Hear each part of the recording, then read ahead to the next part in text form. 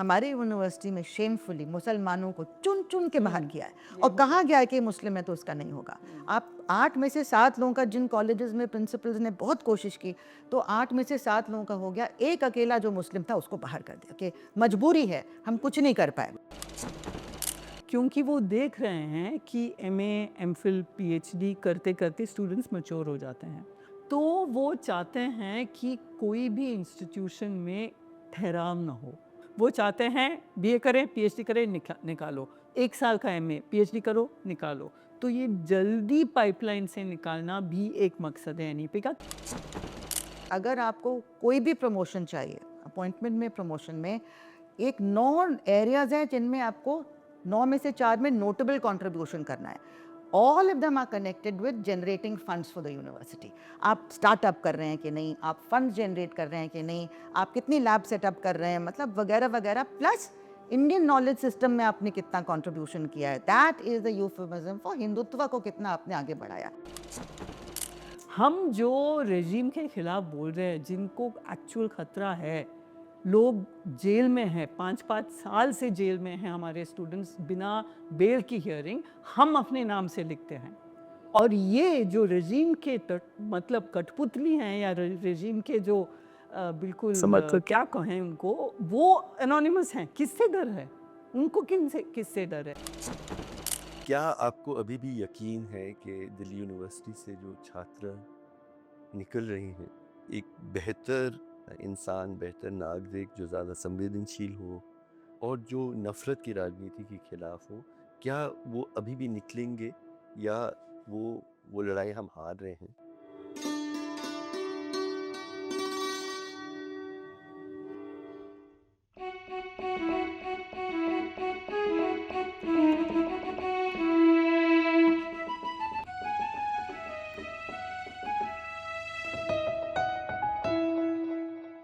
सलाम, नमस्ते, ज़िंदाबाद साथियों।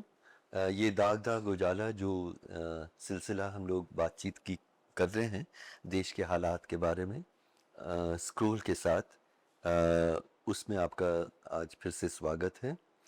आज हम बातचीत करेंगे देश में उच्च शिक्षा के हालात के बारे में, जो पिछले 10-11 सालों में उच्च शिक्षा के साथ परेशानियां आई हैं। जो लिबरल आर्ट्स यूनिवर्सिटीज़ जो हमारे हैं, उनमें जो बदलाव आ रहे हैं, पर बाकी भी मैनेजमेंट स्कूल्स हैं, आईआईटीज़ हैं, इनके हालात, एक लोकतांत्रिक व्यवस्था में उनकी क्या भूमिका होनी चाहिए और क्या वो ये भूमिका अब निभा पा रहे हैं, इसके बारे में हम लोग बातचीत आज करेंगे।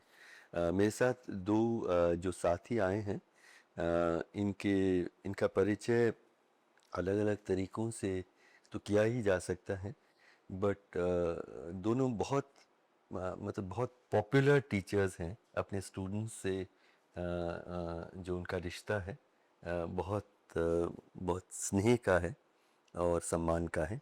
मुझे लगता है वो सबसे ज़्यादा उनका परिचय है।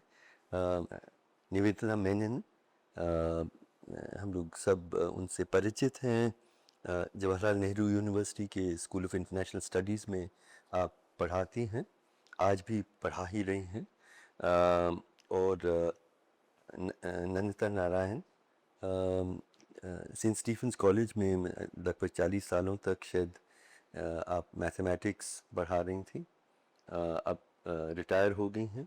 लेकिन साथ साथ आप जो दिल्ली यूनिवर्सिटी के टीचर्स एसोसिएशन और फिर जो एक फेडरेशन था सेंट्रल यूनिवर्सिटीज़ से, उनका टीचर्स एसोसिएशन के आप अध्यक्ष रहे, और आज भी joint forum for the movement for education, उसके भी आप अध्यक्ष हैं। तो आप दोनों को स्वागत है। मेरा पहला सवाल एक एक पृष्ठभूमि में मैं रखना चाह रहा हूँ। मैं कई महीनों तक मैंने जर्मनी में, नाज़ी जर्मनी का अध्ययन किया, और अलग अलग चीज़ों में ये पता चला कि जो लिबरल आर्ट्स यूनिवर्सिटीज़ हैं, जो बहुत अच्छे स्तर के दुनिया भर में माने जाते थे, हिटलर के वक्त में वो जो यहूदियों के खिलाफ जो नफ़रत का जो की जो आइडियोलॉजी थी, उसके उसके केंद्र में ये यूनिवर्सिटीज़ आ गए थे। वो यूनिवर्सिटीज़ जहाँ पे दुनिया में सबसे ज़्यादा नोबेल प्राइजेस अगर किसी देश में थे वो जर्मनी में थे। तो ऐसे यूनिवर्सिटीज़ का बदलाव बहुत जल्दी नाज़ी जर्मनी के दौरान हुआ। ये भी मैं कहना चाह रहा हूँ कि दुनिया भर में हम देखते हैं आज भी जो फार राइट दक्षिण क्या कहते हैं उनको, दक्षिणपंथी जो जो नेता चुने जा रहे हैं उनके जो प्रमुख वो दुश्मन अपने मानते हैं वो यूनिवर्सिटीज़ को मानते हैं और उनमें उनको बदलने की कोशिश करना चाहते हैं। तो मेरा पहला सवाल ये है कि इसमें कोई कोई संदेह नहीं है कि पिछले 11 साल में हम लोग अ, एक ऐसे भाजपा सरकार है जो दक्षिणपंथी विचार उनकी है, आरएसएस की एक हिंदुत्ववादी विचारधारा, इससे हम सब परिचित हैं। इससे भारत के जो यूनिवर्सिटीज़ हैं उनमें क्या बदलाव आया है? और आप लोग क्योंकि आप एक दिल्ली यूनिवर्सिटी में हैं, एक जवाहरलाल नेहरू यूनिवर्सिटी में हैं, आपके व्यक्तिगत अनुभव में ये यूनिवर्सिटीज़ किस तरह से बदले और क्यों सरकार क्यों चाहती है कि जेएनयू वो जेएनयू ना रहे या सेंट स्टीफेंस कॉलेज वो सेंट स्टीफेंस कॉलेज ना रहे जो वो थी? तो निवेदिता आपसे शुरू करता हूँ। तो आपने नाज़ी जर्मनी की बात की और क्योंकि मैंने अध्ययन नहीं किया है, मुझे नहीं पता किस तरह के स्टेप्स उनको लेने पड़े यूनिवर्सिटियों को बदलने के लिए। लेकिन आखिर बदल गए। बदल गए, हाँ, नहीं बदले वो हमें पता है, लेकिन उनका इसका इतिहास हम उस तरह नहीं जानते हैं। और ज़ाहिर है कि अभी का जो हिंदुत्व की राजनीति है, अ, इसका भी मकसद वही है कि हमारे यूनिवर्सिटीज़ सारे इस तरह के गढ़ बन जाए। हिंदुत्व की आइडियोलॉजी को एक तरह से नॉर्मलाइज़ करना, हिंदुत्व आइडियोलॉजी को बिल्कुल ही सरल तरह से कॉमन सेंस बनाना और यूनिवर्सिटीज़ को इस तरह इस आइडियोलॉजी के गढ़ बनाने का इनका भी मकसद है। तो मैं ये कह रही थी, तो पहले हम हिंदुस्तान की यूनिवर्सिटी के बारे में बात करने से पहले मैं ये चाहूँगी कि हम ये भी याद रखें कि नाज़ी जर्मनी के जो विश्वविद्यालय हैं वो ज़रूर बन गए एक तरह से स्रोत नाज़ी आइडियोलॉजी की, लेकिन जिस तरह का रेजिस्टेंस वहाँ के बुद्धिजीवियों ने किया, अब हम शायद नहीं जानते भी होंगे कि हिस्टोरियन अर्न्स्ट ब्लॉक कैसे मारे गए। वो मारे गए रेजिस्टेंस में, सशस्त्र रेजिस्टेंस में। He was an armed resistance fighter. उनको गोली से मार दिया गया। फ्रॉइड की किताबें जलाई गई। बहुत सारी किताबें जलाई गई, मतलब उसकी हाँ, शुरुआत भी किताबों तो को जलाने मतलब से। ये सब उनको फिर वहाँ से भागना पड़ा और बेंयामिन ने खुदकुशी की। मतलब वो यहूदी होने के कारण उस पे ज़्यादा प्रेशर था। तो रेजिस्टेंस और वो उसकी भी इतिहास है जिसको हमें याद रखना चाहिए। लेकिन जाहिर है कि वो हुआ था जो आपने कहा। अब यहाँ हम देखते हैं कि निवेदिता, मैं ये भी कहना चाह रहा हूँ कि हिटलर जब चुने गए और वो आम चुनाव में चुने गए और उनकी जो अ, हत्या और सरेंडर हुआ था 12 साल, सिर्फ 12 साल में ये बदलाव आया। तो ये बदलाव बहुत जल्दी वो संपन्न कर पाए। अभी 11 साल आरएसएस बीजेपी का भी वक्त रहा है, कितना बदलाव वो ला पाए हैं। जी। नहीं, आप सही कह रहे हैं। बहुत आसानी से बदलाव संस्थाओं में बहुत आसानी से बदलाव लाया जा सकता है अगर उन कोई कानूनी प्रतिबंध नहीं है और बिल्कुल ही अनएथिकल और इलीगल तरीके से आप काम करने के लिए तैयार हैं, तो फिर आपके रास्ते बहुत खुले हैं। 5 साल में भी कर सकते हैं। जैसे हर प्रोसीजर को यूनिवर्सिटीज़ में हम इस पे ज़्यादा बात कर सकते हैं और नंदिता इस पे शायद ज़्यादा बात कर पाएंगी, लेकिन हर प्रोसीजर जो है, जैसे एकेडमिक काउंसिल, एग्जीक्यूटिव काउंसिल, उसमें कैसे मेंबर्स रखे जाते हैं, फैकल्टी सिलेक्शन कैसे होता है, इन सब चीज़ों में स्टूडेंट्स के एडमिशन ये भी स्टूडेंट्स के एडमिशन के बारे में बात करूंगी। लेकिन जो पहले पहले ये सब करना होता है, स्टूडेंट्स के एडमिशन वो बाद में होगा, मतलब as an item on the agenda. तो इस तरह स्ट्रक्चर्स को ही बिल्कुल, मतलब जो संस्थाएं हैं उनको बिल्कुल नष्ट करना पहले बिल्कुल मुमकिन है, अगर आपको किसी आप पे कोई पाबंदी नहीं है, मतलब कोई एथिक्स का की पाबंदी नहीं है, कोई कानून की पाबंदी नहीं है, आप बन जाते हैं सब कुछ तो कर सकते हैं। पर ये भी ये आप कर सकते हैं क्योंकि कोई कानूनी बंदिशें या जो इंस्टीट्यूशंस आपको रोकने चाहिए वो नहीं रोक पाए। पर क्या कारण है कि दक्षिणपंथी जो नेता हैं, फासीवादी हो, हिंदुत्ववादी हो या और हो, वो क्यों यूनिवर्सिटीज में इस तरह का अटैक जरूरी क्यों समझते हैं? अम, तो मैं सोच रही थी शायद इस सवाल पहले नंदिता से सुने, आप ही बताएं। फिर उसके बाद मैं नहीं नहीं, बोलूं। क्यों तो वही कारण तो बहुत साफ है कि आप, जैसे आपने शुरू में कहा था कि आपको अगर आम जनता की रेजिस्टेंस को आपको ख़त्म करना है तो एक आज़ाद सोच को आपको ख़त्म करना है, क्योंकि आज़ाद सोच वाले फिर सही और गलत के बीच में फ़र्क कर पाएंगे और उसके बारे में निडर होकर अपनी बात रखेंगे। तो आप, अगर आपको आवाम को ही खामोश करना है तो आपको जो यूथ है उसको आपको वो ट्रेनिंग जो हम लोग को यूनिवर्सिटीज़ में देनी होती है आज़ाद सोच की, एक खुले मन की, और एक एक्सपोजर की पूरी दुनिया के लोग एक तरह से अपना आदान प्रदान अपना करते हैं विचारों के, नॉलेज के, तो उसको आप वहीं पे आपको आप रोकेंगे तो उससे फिर आप इस तरह से पीढ़ी तैयार करेंगे जो आपके मुताबिक जो भी आप कहना चाहें करना चाहें वो करते चले जाएंगे, जो जिनमें क्रिटिकल थिंकिंग नहीं होगी। तो इसलिए यूनिवर्सिटीज़ बहुत ज़रूरी हैं, स्कूल भी ज़रूरी है, यूनिवर्सिटीज़ इसलिए ज़रूरी हैं कि एक 18 साल या 16 साल या 17 साल की उम्र के बाद बच्चे जब एडल्ट वर्ल्ड में आते हैं तो एक सिटीज़नशिप की ट्रेनिंग जो उनको मिलती है, सिटीज़नशिप अपने देश की, अपनी और दुनिया की, तो वहीं पे वो शुरुआत होती है जब एक तरह तरह के लोगों से मुलाकात उनकी होती है, अलग कल्चर्स के लोगों से मुलाकात होती है, और उस एक्सपोजर में उनकी एक सेंस ऑफ एम्पैथी बनती है। वो एम्पैथी बहुत ज़रूरी होती है, आप जितना भी ब्रिलियंट क्यों ना हो। मतलब आप जो पीड़ित है हाँ, उसके दर्द में अपने आप को शामिल एकदम मानते हैं। एम्पैथी का मतलब यही है कि जो दूसरा है उसके जूतों में खड़े होके, शूज़ में खड़े होके आप एक्सपीरियंस कर सकें जो वो एक्सपीरियंस कर रहा है। तो हमारा मतलब उच्च शिक्षा का मेरे हिसाब से मेन मकसद ये है कि एम्पैथी डेवलप करना।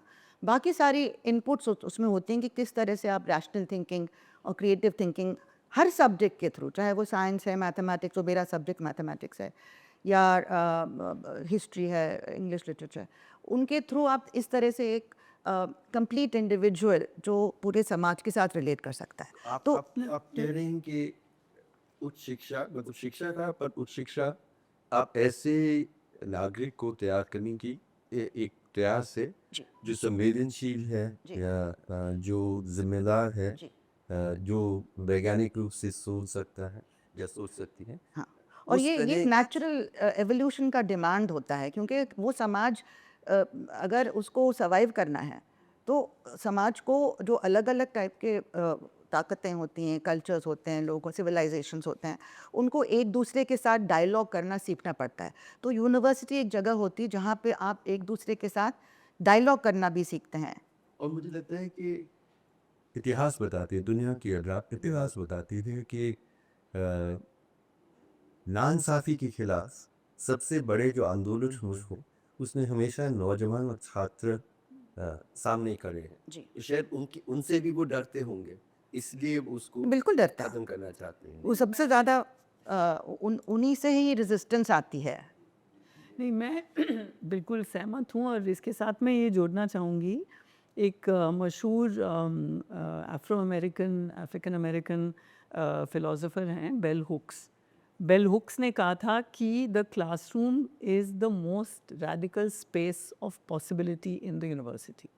यानी कि जो क्लासरूम है उसमें निहित जो संभावनाएं हैं वो बिल्कुल ही रैडिकल हैं।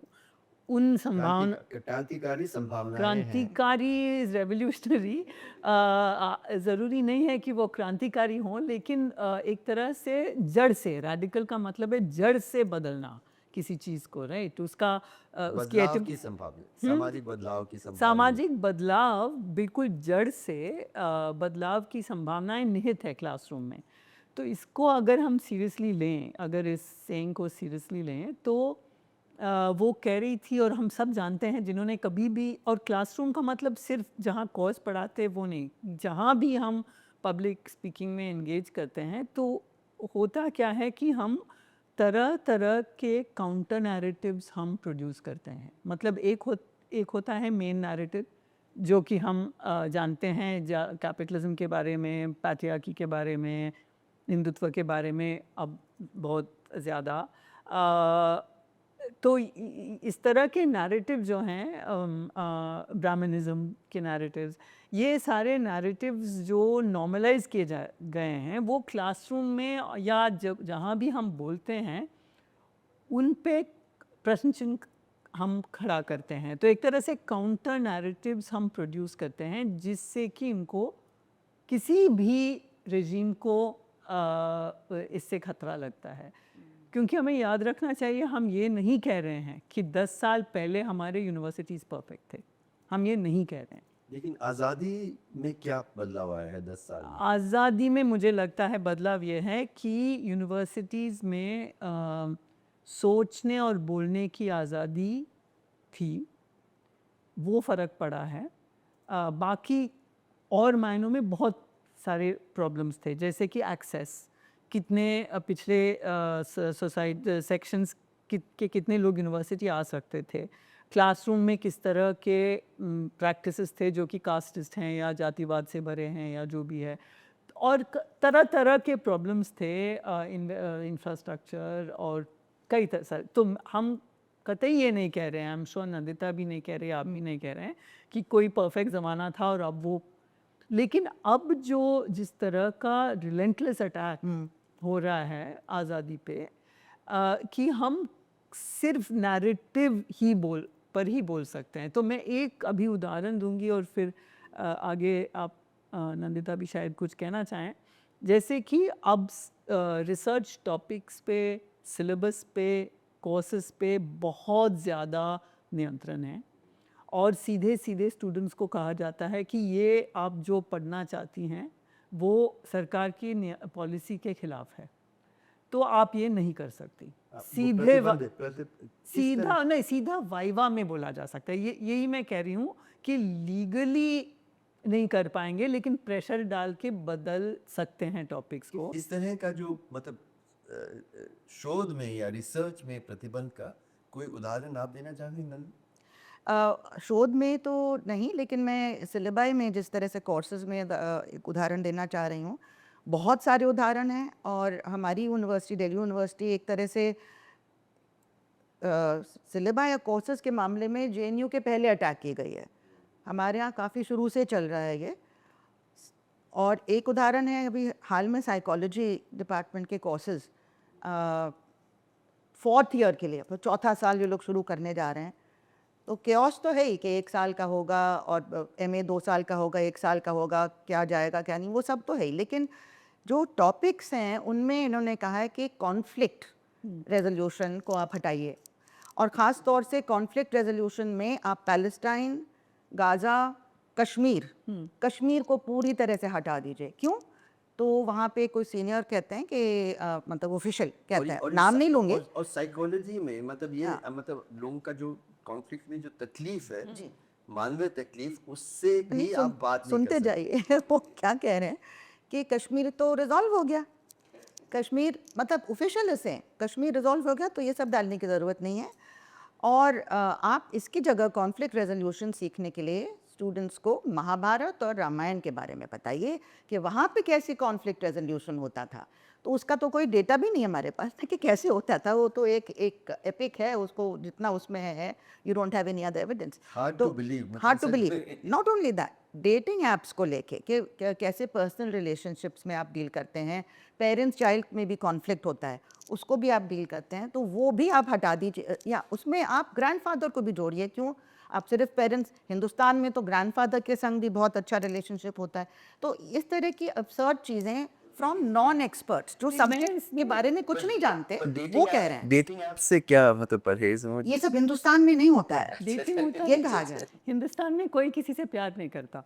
तो दिस इज द absurdity। नहीं, एक्चुअली मैं इसमें ये जोड़ूंगी कि उनका मकसद ये है कि शिक्षा को एक तरह से वो पुराने ब्राह्मणिकल तरीकों से गुरुकुल में जैसे रट रट के सैनिटाइज सिखाया, मतलब सीख जो थी या शिक्षा जो थी उसमें हम रटते हैं, और इस रटने में भी बुराई नहीं है, मतलब कुछ चीज़ें तो रटना पड़ता है, ऐसा नहीं, लेकिन सिर्फ रटना और सिर्फ रट के, जैसे हम मल्टीप्लिकेशन टेबल्स भी रटते हैं, इसमें कोई by itself it's not a problem, but सिर्फ रटना, और रटना क्या है, सरकार ने जो तय किया है कि क्या सही है क्या गलत है ना, इसमें हमें याद रखना चाहिए, और अभी तक हमने उस संगठन का नाम नहीं लिया है जो कि हिंदुत्व के पीछे है, हिंदुत्व की रीढ़ है, और वो है राष्ट्रीय स्वयंसेवक संघ, जो कि बिना कभी उन पे कभी भी ये चैलेंज नहीं हुआ है, उनको कभी भी चुनाव की चुनौती नहीं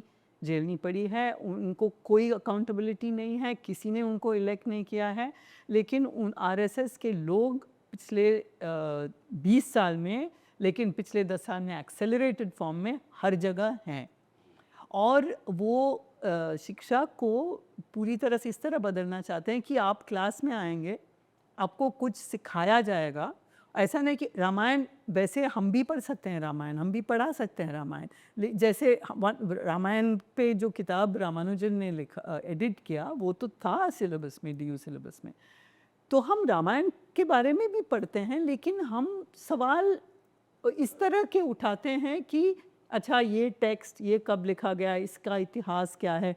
तो इतिहास क्या है पूछने पे क्या होता है कि हम कह रहे हैं कि ये हमेशा एक चीज़ नहीं रही है, ये उनको बहुत दिक्कत देती है कि हम कहते हैं कि हर चीज़ में बदलाव आया है, उसकी एक इतिहास है, हर even the Ramayana and the Mahabharata have different phases, अलग अलग ऑथर्स ने अलग अलग मतलब उसके साउथ में एक रूप है, नॉर्थ में एक रूप है, और नैतिक सवालों का आपको उठाना, हाँ, या महिला समानता के सवाल जैसे उठाना, बिल्कुल। वो जैसे द्रौपदी का सीन जो है जहाँ वो पूछती है कि आपने पहले अपने आप को दावे पे लगाया, या जिसके बाद आपने मुझे दावे पे लगाया, या आपने मुझे पहले दावे पे लगाया, तो ये निकल के आती है कि पहले अपने आप को तो फिर वो सवाल करती है, फिर आपको क्या हक है, फिर आप तो पहले ही बन गए गुलाम। तो इस तरह के जो सवाल, उसमें अगर हम महाभारत और रामायण पढ़ना चाहते हैं, और हिस्टोरियंस ने खूब पढ़ा है, ये लोग इस तरह हमसे बात करते हैं जैसे कि उन्होंने पहली बार रामायण को सिलेबस में लाया है। रामायण और महाभारत हिस्ट्री में सिखाया जाता है, लिटरेचर में सिखाया जाता है, लेकिन वो नहीं चाहते कि सिखाया जाए या इस पे द्रौपदी के मोमेंट पे थोड़ा हम बात करें, नहीं, वो अपना एक वर्जन रामायण का तो और एक वर्जन महाभारत का, उनका सबसे बड़ा दुश्मन, इस आइडियोलॉजी हिंदुत्व का सबसे बड़ा दुश्मन है हेटेरोजेनिटी, यानी कि तरह तरह एक विविधता से बहुत उनको एक बहुत खौफनाक चीज़ लगती है विविधता, क्योंकि विविधता से तरह तरह के सवाल उठते हैं। वो चाहते हैं कि अब जैसे हिंदुत्व हैं, इसीलिए बंगालियों को मच्छी नहीं खाना चाहिए, हमारा अगर उनका भाषा है आप नहीं खा सकते मच्छी, तो ऐसा नहीं कि हिंदू भी एक हैं, हिंदू में तो विविधता बहुत ज़्यादा है, हिंदुइज्म कहते हैं, वो इतनी एक विविध वो है, वो नहीं चाहते विविधता। तो शिक्षा जो है, नंदिता जो कह रही थी कि कॉन्फ्लिक्ट को हटाओ, रामायण सिखाएंगे, रामायण हम भी सिखाएंगे भाई, उनसे उनसे बेहतर सिखाएंगे। मैं तो रामायण 10 साल से पढ़ते आई हूँ, उनसे बेहतर सिखाएंगे हम रामायण। लेकिन वो नहीं चाहते कि हम सिखाएं, वो अपना वो प्रवचन देना चाहते हैं क्लासरूम में जाएंगे, प्रवचन देंगे और बाहर आएंगे। और जो रटना आप कह रहे हैं कि ना सिर्फ तथ्यों का बल्कि हाँ, एक विचारधारा का बिल्कुल उसका बिल्कुल रटना मतलब सही। आपको स्वीकार करना। नहीं मैं मतलब जेएनयू को हम लोग कई कई कारणों से हम बहुत इज्जत है और एक बड़ा कारण है कि वो एक यूनिवर्सिटी है जहाँ बहुत ही मुश्किल हालात से निकले नौजवानों को को वो लेते हैं और उन्हें हम्म बहुत अच्छे स्तर की शिक्षा देते हैं। कुछ साल पहले मैं पढ़ रहा था कि एक लड़का कह रहे थे कि मैं पहली बार मैं ऐसी हरियाणा की किसी शहर में वो ठेला चलाते हैं उनका लड़का है। तो उन्होंने कहा कि पहली बार मैं रोया जब मैं जेएनयू में मुझे एडमिशन मिला। फिर वो कहे कि दूसरी बार मैं रोया जब मैं क्लास में गया और मुझे कुछ समझ में नहीं आ रहा था, मतलब कुछ भी, इधर मैं कहाँ पहुँच गया हूँ। और फिर जाके वहाँ के प्रोफेसर ने मुझे अलग देके कहा कि चिंता ना करो और मैं संभालूंगा आपको, और हाथ पकड़ के उन्होंने ये किया। तो वो जो लेगेसी है जेएनयू की वो बिल्कुल टूट सी गई है। उस पे क्यों हिंदुत्व विचारधारा के लोगों को ये क्यों तकलीफ थी कि एक ऐसा यूनिवर्सिटी होगा जहाँ एकलव्य एक तरह से महाभारत का एकलव्य को बराबर की जगह मिले, उससे उनको क्या तकलीफ थी? जाहिर है कि उन्होंने ये तय किया कि जेएनयू वाम वाम विचारों का एक गढ़ है। सो तो है। वो नहीं, एक्चुअली मैं ये कहूँगी कि ये एक क्रिटिकल थिंकिंग का गढ़ है। और जब एक क्रिटिकल थिंकिंग अपने आप मतलब को वैज्ञानिक वैज्ञानिक नहीं कहूँगी, एक तरह से आलोचनात्मक सोच, आलोचना। हर चीज़ पे सवाल उठाना, जी। मार्क्सिज्म पर भी सवाल उठाना, फेमिनिज्म पर भी सवाल उठाना, ऐसा नहीं कि सिर्फ कैपिटलिज्म पे और हिंदुत्व, सेक्युलरिज्म पर भी सवाल उठाना। तो एक तरह के आलोचनात्मक सोच कह सकते हैं। अब उस आलोचनात्मक सोच से जाहिर है कि वामपंथी आइडियाज़ भी निकल के आते हैं। लेकिन ऐसा नहीं कि पूरी फैकल्टी वामपंथी है या सारे स्टूडेंट बॉडी वामपंथी हैं। जब वो आते हैं, जब वो ठेला जो चलाते हैं उनका बेटा जब जेएनयू आ जाता है, तो वो उसको सोचने की आज़ादी मिलती है और वो चुनता है। क्लासरूम में हम ये नहीं सिखाते, क्लासरूम में हम नहीं सिखाते पॉलिटिक्स, ये लोग क्लासरूम में पॉलिटिक्स सिखाते हैं। ये जो फ़र्क है हमें समझना चाहिए। वो कहते हैं कि हम मार्क्सिज्म और लेफ्ट विंग और प्रोग्रेसिव आइडियोलॉजी सिखाते हैं, नहीं, हम पॉलिटिकल थॉट सिखाते हैं, हम मैथमेटिक्स सिखाते हैं, हम इतिहास सिखाते हैं जो कि स्कॉलरशिप पे आधारित है। हम कोई डिवाइन ट्रूथ नहीं सिखाते। वो अपने आप जब उनको सवाल करने की आज़ादी मिलती है, तो वो इस तरह के पैनी सवाल पूछते हैं कि न्याय उनको, वो आते हैं इस तरह के बैकग्राउंड से और वो चाहते हैं सामाजिक न्याय। अब सामाजिक न्याय उनको दिख रहा है, क्यों नहीं है, तो जाहिर है कि वो कैपिटलिज्म पे सवाल उठाएंगे और हम पे सवाल उठाते हैं, यानी कि और जाति व्यवस्था पे जाति व्यवस्था पे, ब्राह्मणिज्म पे, हर चीज़ पे, और पुरुष प्रधान जो समाज है उन सब पे सवाल सारी उठाएंगे। चीज़ों पे, और अपने प्रोफेसरों से सवाल उठाते हैं। वो प्रोफेसर को भगवान नहीं मानते। अपने पहले कहा कि पॉपुलर टीचर पॉपुलर होंगे, कोई टीचर पॉपुलर है नहीं है, लेकिन कोई हमारा स्टूडेंट ये नहीं मानता कि हर चीज़ में ये सही है। हम उनको ट्रेन करते हैं हमसे सवाल हम पूछने। आपसे और आप That is what स्वागत करते हैं part of our जवाब job is, दीजिए। to train them to question us. Nandita आप क्योंकि मैथमेटिक्स पढ़ाती हैं तो जो सामाजिक विषय हैं, राजनीति है, अर्थव्यवस्था आर्थिक शास्त्र, अर्थशास्त्र है, इनमें तो उनको चिंतन हो सकती है कि क्यों ये आलोचनात्मक तरीके से इन विषयों पे प्रवेश कर रहे हैं। लेकिन विज्ञान में और मैथमेटिक्स में क्या ये सवाल या दुविधा हिंदुत्ववादी जो हिंदुत्ववादी है वो मैथमेटिक्स पढ़ाते हैं या फिजिक्स पढ़ाते हैं या केमिस्ट्री पढ़ाते हैं, तो क्या फ़र्क है? देखिए हमने जो एक्सपीरियंस किया है हमारी यूनिवर्सिटी में, तो जिस तरह के ये प्रोसेसेस में चेंजेस लाए हैं, उसमें सारे सब्जेक्ट्स को तबाह किया गया है।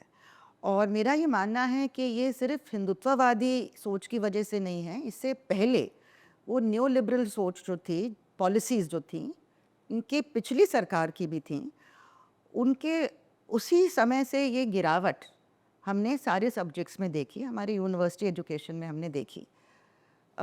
एक तो ये था कि जैसे ठेले वाले का बच्चा आ सकता है कि नहीं, तो न्यू लिबरल पॉलिसी में आप मार्केट को भगवान मान के चलते हैं कि मार्केट हर चीज़ तय करेगा, और आप जिस तरह का सरकार का इनपुट होता है फंडिंग में ख़ास तौर से, उससे आप पीछे जाएंगे और मार्केट के ऊपर छोड़ देंगे। यूनिवर्सिटीज़ में वो जाएं जो पैसा दे सकते हैं, और आपको पैसा चाहिए तो आप मार्केट से जनरेट कीजिए, लोन लीजिए, वापस दीजिए, स्टूडेंट्स की फ़ीस बढ़ाइए। ये वो सोच है।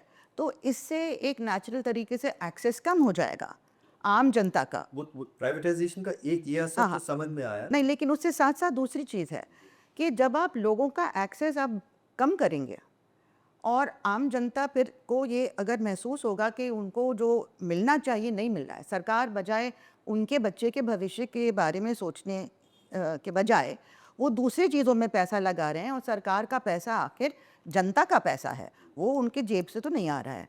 तो हम चाहते हैं, आम जनता चाहती है हमारे बच्चे को अच्छी शिक्षा मिले, हम लोगों को अच्छा स्वास्थ्य मिले। ये सारी चीज़ें आम जनता फिर रेस्टलेस होगी, सवाल पूछेगी और आंदोलन करेगी, हो सकता है। तो उसको ख़त्म करने के लिए आपको तरह-तरह के अथॉरिटेरियन मेजर्स लेने पड़ते हैं। एक ये है कि आप यूनिवर्सिटीज़ में ही जिस तरह से जो चीज़ जिसमें मार्केट इंटरेस्टेड है, वही सब्जेक्ट्स बनतेंगे। उसमें आपके liberal arts, humanities, social sciences, philosophy वगैरह, और प्योर मैथमेटिक्स, प्योर साइंस वो भी जाएगा, क्योंकि उसके लिए वो मार्केट नहीं है जितना अप्लाइड मैथमेटिक्स में है, जिसमें आप जल्दी-जल्दी कोई चीज़ अप्लाई करके आप आगे मार्केट में लगा के टेक्नोलॉजी कर एंड सकते हैं। मैनेजमेंट हाँ, आई थिंक ये हाँ, दो ये शॉर्ट साइटेड है। ये देखिए, पहले जब 90s में ग्लोबलाइजेशन की एरा में शुरू में जब ये चेंजेस आने लगे थे उस समय भी, तो हमारी यूनिवर्सिटीज़ के लीडरशिप उस ज़माने में, चाहे वो वाइस चांसलर हों या चेयरपर्सन यूजीसी के सब लोग हों, और लीडर्स ऑफ इंडस्ट्री ऑल्सो, इन्होंने वार्न किया था कि ये मत करो, आप अपने कोर्स स्ट्रक्चर को ख़राब मत कीजिए। हम चाहते हैं कि जो बच्चे निकल के आएंगे वो short term market oriented papers courses ना करें, उनकी कॉग्निटिव एबिलिटी बढ़ाइए, उनकी सोचने की क्षमता बढ़ाइए। आप जो रेगुलर सब्जेक्ट पढ़ाते हैं उनको और अच्छी तरह से पढ़ाइए, क्वेश्चन पेपर्स अच्छे बनाइए, थॉट प्रोवोकिंग बनाइए, ताकि ये लोग आगे जाके लीडर्स ऑफ इंडस्ट्री बने। डिफरेंस ये है कि आज के दिन में आपकी इंडस्ट्री भी गुलाम बन चुकी है, वो ग्लोबलाइज्ड इंडस्ट्री के। वो आपके देश के लोगों के लिए नहीं सोच रही, वो सोच रही है कि जो बड़े बड़े कैपिटलिस्ट हैं दुनिया में, किस तरह से वो मैक्सिमाइज अपने प्रॉफिट को करें। कितना भी किसी एक पर्टिकुलर देश को लूटना पड़े, उसके रिसोर्सेज लूट लो, उनकी इंटेलेक्चुअल कैपेबिलिटी ख़त्म हो जाए, उससे कोई फ़र्क नहीं पड़ता।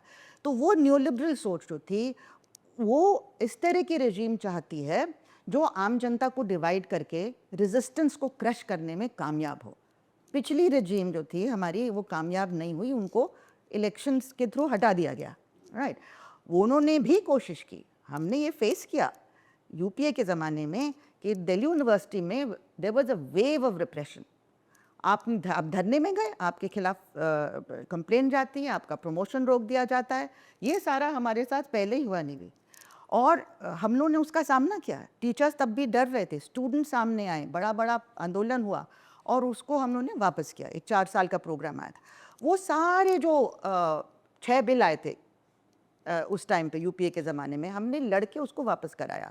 वही चीज़ें दोबारा आज आ गई हैं, और रेजिस्टेंस ख़त्म करने के लिए ऐसी रजीम आई है जो लोगों को हेट्रेड के थ्रू और मतलब ये कम्युनलिज्म के थ्रू डिवाइड कर सकती है, ताकि आप जो सवाल आपको पूछना चाहिए आप नहीं पूछना, आप एक दूसरे से लड़ने में वो समय निकाल देते हैं।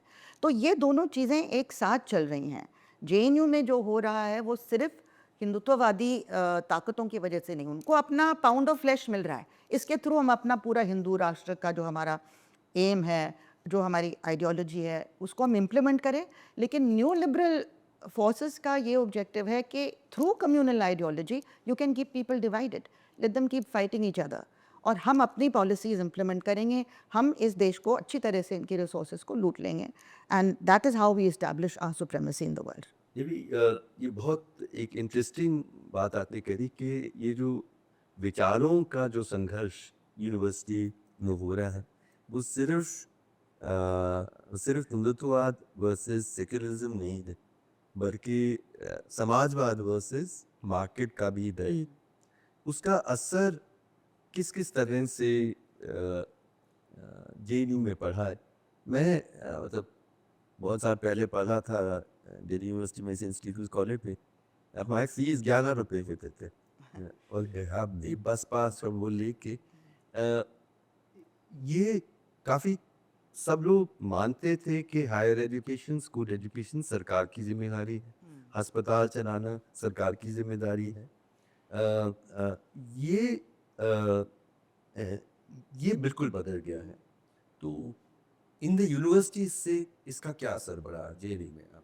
नहीं, अभी फ़िलहाल जेएनयू में उस तरह के स्ट्रक्चरल चेंजेस नहीं आए हैं जिससे कि अनअफोर्डेबल हुआ है, जिससे कि लोगों को मतलब पैसे की वजह से नहीं आ पाएंगे, ऐसा नहीं हुआ है अभी तक। सिर्फ सिलेक्शन प्रोसेस में फर्क है। लेकिन क्या हो रहा है पूरे देश भर में बट ऑल्सो ग्लोबली,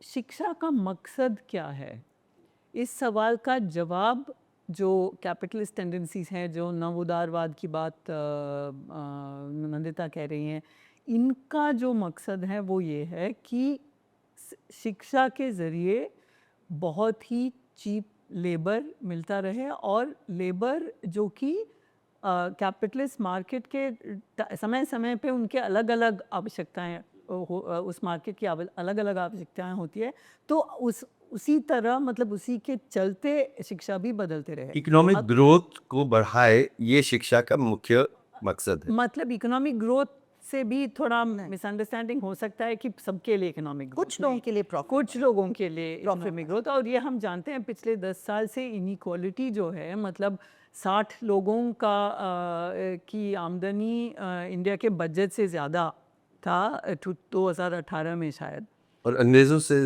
के वक्त से ज़्यादा बहुत ज़्यादा असमानता आज है जी। इनइक्वालिटी अब तो पिछले 10 साल में खास कर नहीं। लेकिन मैं ये कहने की कोशिश कर रही हूँ कि अगर आप एनईपी को देखेंगे, नेशनल एजुकेशन पॉलिसी को देखेंगे, साफ साफ बताया गया है कि वो ज़माना गया जब आप एक नौकरी में ज़िंदगी भर काम करने की उम्मीद कर सकते थे। अब हमें शिक्षा से लोगों को 3 या 4 नौकरियों में जाने की फ्लेक्सिबिलिटी सिखानी चाहिए। इतनी साफ तरीके से लिखा है कि हम अपने बच्चों को, अपनी अगली पीढ़ी को इस तरह ट्रेन करेंगे कि जब भी कोई कैपिटलिज्म की ज़रूरत हो, वो ज़रूरत आप पूरा कर सकते हैं। फुलफिल कर सके, निभा सके। तो इतने साफ तरीके से जो एनईपी को हमें बहुत गौर से देखना चाहिए, क्योंकि उसमें हम 2 जो स्ट्रैंड्स हमारे देश में हैं, एक है पूरी तरह से कैपिटलिज्म को बढ़ाना, और दूसरा है हिंदुत्व को और ब्राह्मणिज्म को नॉर्मलाइज करना। ये इनके 2 जो मकसद है एनईपी में बहुत साफ तरीके से लिखा है। तो इसके लिए कई तरह के वो होते हैं, तरीके होते हैं। एक ये जो एमसीक्यू, मल्टीपल चॉइस क्वेश्चंस द्वारा जो एंट्रेंस एग्ज़ाम्स करा रहे हैं सोशल साइंसेस के लिए, ह्यूमैनिटीज़ के लिए, उसमें क्या क्या दिक्कत है? इसमें दिक्कत ये है कि आपको तथ्य सीखने होते हैं, रटना पड़ता है। हमने इसके बारे में पहले भी कहा, जब जब एसेज लिखने होते हैं, जब निबंध लिखने होते हैं, तब आप क्या दिखाते हैं? हम जेएनयू का अपना एग्ज़ाम था, हम हर समर बैठ के एंट्रेंस एग्ज़ाम्स को ग्रेड करते थे। हम ये नहीं देख रहे थे कि अच्छी अंग्रेज़ी लिख रहे हैं, हम ये नहीं देख रहे थे कि इनका पॉलिटिकल सोच क्या है, हम ये देखते थे कि ये सोच रहे हैं क्या, इन्होंने कुछ पढ़ा है क्या, कुछ चिंतन करने की हाँ क्षमता। थिंकिंग और पढ़ा, और वो उसमें भी क्योंकि एफर्मेटिव एक्शन पॉलिसी जेएनयू का इतना ज़बरदस्त था कि जो लोग, जिन लोगों को ये मौका कभी नहीं मिला इस तरह की पढ़ाई करने की या इस तरह की सोचने की, उनको अलग तरीके से, क्योंकि हमारा वो डिप्रिवेशन पॉइंट सिस्टम था, सरकारी स्कूल से आए तो कुछ पॉइंट्स, बैकवर्ड रीजन से आए तो कुछ पॉइंट्स, सोशली एंड इकोनॉमिक, महिला है तो कुछ पॉइंट, महिलाओं को पॉइंट्स, ये तो इसके ज़रिए सोशल जस्टिस भी होता था और क्वालिटी ऑफ स्टूडेंट्स, मतलब वो एक बैलेंस रहता था। एमसीक्यू में कई सारी दिक्कतें हैं। पहली दिक्कत ये है कि जैसे मैंने कहा कि आपको तथ्य रट के आने होते हैं, और इसमें क्वेश्चन बैंक्स बना के रखता है एनटीए। क्वेश्चन बैंक्स में कितने तथ्य होंगे, मतलब अब बहुत ही घटिया तरह का रटना होता है कि किसी का कैपिटल या किसी किताब की ऑथर, इस तरह, इससे कुछ पता भी नहीं लगता इन्होंने क्या किया है। तो एक ये। दूसरी बात, एमसीक्यू के एग्ज़ाम्स लिखने के लिए स्टूडेंट्स को सेंटर जाने होते हैं, जो कि घर के पास हो ना हो वो तो वैसे भी, लेकिन कई सारे सेंटर होते थे जेएनयू एंट्रेंस एग्ज़ाम, इसमें बहुत लिमिटेड सेंटर्स होते हैं। आपको कंप्यूटर लिटरेसी आनी चाहिए, कंप्यूटर के सामने बैठ के वो उस कॉन्फिडेंस से टिक करना कि ये है वो है वगैरह, उस तरह की लिटरेसी कितने स्टूडेंट्स को है, जिनके घर लैपटॉप है, जिनके माँ बाप के पास कंप्यूटर है, उनको होगा वो कंप्यूटर लिटरेसी। तो ये बदलाव हम देख रहे हैं, क्योंकि एफर्मेटिव एक्शन पॉलिसी भी बहुत कम हुआ है, अब सिर्फ रिजर्वेशंस हैं। हम देख रहे हैं कि जो स्टूडेंट्स जेएनयू में आ रहे हैं वो पुरानी तरह के स्टूडेंट्स, मतलब वो सोशल प्रोफाइल बदल रहा है, हम देख रहे हैं। तो एमसीक्यू में ये दिक्कत है, लेकिन आप थ्रू एमसीक्यू आप कंट्रोल करते हैं किस तरह के स्टूडेंट्स हैं। हमें ये भी शक है कि, और हम जानते भी हैं क्योंकि एनटीए में क्वेश्चन लीक हुआ, करप्शन बहुत, करप्शन इतना ज़्यादा है। नैक में पता चला कि नैक के लोग पैसे ले लेके, नेशनल एक्रेडिटेशन काउंसिल पैसे ले लेके वो कॉलेजों और यूनिवर्सिटियों को दर्जा दे रहे थे। हमने पढ़ा कि 1000 लोगों को नैक से हटाया है। इसका क्या मतलब है? उनको कोई पनिशमेंट हुई, उनकी कोई सज़ा हुई, या सिर्फ नैक में जिम्मेदारी निभाने की वो हटाई गई है? कोई अकाउंटेबिलिटी नहीं है। आपने पैसे बनाए, अब जाओ, अब और 1000 लोगों की बारी है। क्या मतलब है इसका? एनटीए में जब क्वेश्चन लीक हो, इतने सालों में कभी जेएनयू का एग्ज़ाम पेपर लीक नहीं हुआ है, 75 ईयर्स में एक भी बार नहीं लीक हुआ है, और पहली बार इस तरह ज़बरदस्त लीक होता है। कोई अकाउंटेबिलिटी है? बल्कि यूजीसी के चेयरपर्सन जो जगदेश कुमार, जिन्होंने एनटीए सेटअप किया, जो कि सरकारी इंस्टीट्यूशन नहीं है by the way, it's not a government institution, just a society, he set it up, उसको दिन ब दिन प्रमोशन मिलते जा रहे हैं और उनको कोई अकाउंटेबिलिटी नहीं है। जब उनका सेटअप किया हुआ एनटीए से क्वेश्चन लीक होता है और पूरा एकेडमिक ईयर बाढ़ में जाए, वो हुआ था कितने स्टूडेंट्स को इससे, वो तो यूजीसी के बाद अब पता नहीं शायद क्या बनेंगे। तो ये दूसरी बात ये है कि सोशल साइंसेस, ये एमसीक्यू जो है, इसके ज़रिए सोशल साइंसेस, ह्यूमैनिटीज़ वगैरह का जो खौफ है इनमें, उसको भी उन्होंने कंट्रोल किया एमसीक्यू कराने से, जिससे कि कोई क्रिटिकल थिंकिंग नहीं है। आप देखेंगे आजकल बहुत ही घटिया कैंपेन चल रहा है आईआईटी गांधीनगर के खिलाफ सोशल मीडिया में, फ़िलहाल सोशल मीडिया में, लेकिन हिंदुत्व के इकोसिस्टम के जो जर्नल्स हैं, स्वराज्य, मैग, ऑप इंडिया, वो सब ये चला रहे हैं। और वो कैंपेन क्या है कि आईआईटी गांधीनगर के ह्यूमैनिटीज़ डिपार्टमेंट से कुछ पीएचडी या कुछ एमए थीसिस इस तरह के हैं जिससे कि इस्लाम पे फोकस है, जिन जो होते हैं, जिन में जो विश्वास रखते हैं, जिन पे जो जिनको जो मानते हैं, तो इस पे एक स्टडी, अध्ययन, तो ये सब ह्यूमैनिटीज़ में आम बात है। क्या हम इस्लाम के किसी पहलू को नहीं पढ़ सकते? और वो चाहेंगे कि सिर्फ रामायण और महाभारत पढ़े, और वो भी बिना आलोचना किए हुए। तो ये एमए थीसिस के 2 या 3 टाइटल को लेके एनोनिमस अकाउंट से, उस अपने आप को इंटेलेक्चुअल इंडियन या कुछ कहते हैं, अनोनिमस अकाउंट से बहुत ही ज़बरदस्त एक अटैक, लोगों के नाम ले लेके प्रोफेसर, और क्या है उनका कहना, हिंदू खतरे में है, हिंदू स्टूडेंट्स को हमें मदद करनी चाहिए। मेरे पास अनोनिमस अकाउंट से कह रहा है, मेरे पास इतने सारे हिंदू स्टूडेंट आए। अब कौन, आप कौन हैं, ये हिंदू स्टूडेंट कौन है, कुछ भी कह सकते हो ना अनोनिमस। हम जो रेजिम के खिलाफ बोल रहे हैं, जिनको एक्चुअल खतरा है, लोग जेल में हैं, 5-5 साल से जेल में हैं हमारे स्टूडेंट्स, बिना बेल की हियरिंग, हम अपने नाम से लिखते हैं। और ये जो रेजिम के मतलब कठपुतली हैं, या रेजिम के जो बिल्कुल क्या कहें उनको, वो अनोनिमस हैं। किससे डर है उनको, किससे डर है? सच्चाई से डर रही क्योंकि सच्चाई न बाहर निकल के, मेरे पास हजारों हिंदू स्टूडेंट आए, कहना आसान है, दिखाइए हमें एक हिंदू स्टूडेंट जो ये आपके सारा पास आया। प्रोपेगेंडा है। तो और क्या कैंपेन है, ओपन इंडिया, स्वराज मैग, हर चीज़ में, कुछ में अनोनिमस आर्टिकल, कुछ अनोनिमस नहीं है। क्या है, ह्यूमैनिटीज़ और सोशल साइंसेस की कोई जगह नहीं है हमारे आईआईटियों में। आवर आईआईटीज़, उनके आईआईटी कब हो गए भाई? तो ह्यूमैनिटीज़ और सोशल साइंसेस से जो डर है, और मतलब कभी भी इस्लाम के बारे में पढ़, तो ऐसे अगर हिंदू कोई रिवाज के बारे में कोई थीसिस होता तो उनको अलग प्रॉब्लम होता कि आपने इसको पढ़ने की कैसे ज़रूरत की, ये मिथोलॉजी नहीं है, ये हिस्ट्री है, ये इसमें सिर्फ तथ्य हैं। तो वो क्या पढ़ना चाहिए, किस तरीके से पढ़ना चाहिए, दोनों वो सिखाना चाहते हैं। और मैं एक और बात कहूँगी एनईपी के बारे में, नंदिता ने कहा कि काफ़ी कन्फ्यूज़न हुआ है। 1 साल 2 साल, 1 साल का एमए, 2 साल का एमए, 4 साल बीए के बाद पीएचडी करना, ये सब एमफिल को हटाया, जो कि पीएचडी के लिए बहुत महत्वपूर्ण ट्रेनिंग है। इसका मकसद मुझे लगता है ये है कि स्टूडेंट्स को बहुत जल्दी उच्च शिक्षा के पाइपलाइन से निकालना, क्योंकि वो देख रहे हैं कि एमए, एमफिल, पीएचडी करते करते स्टूडेंट्स मैच्योर हो जाते हैं।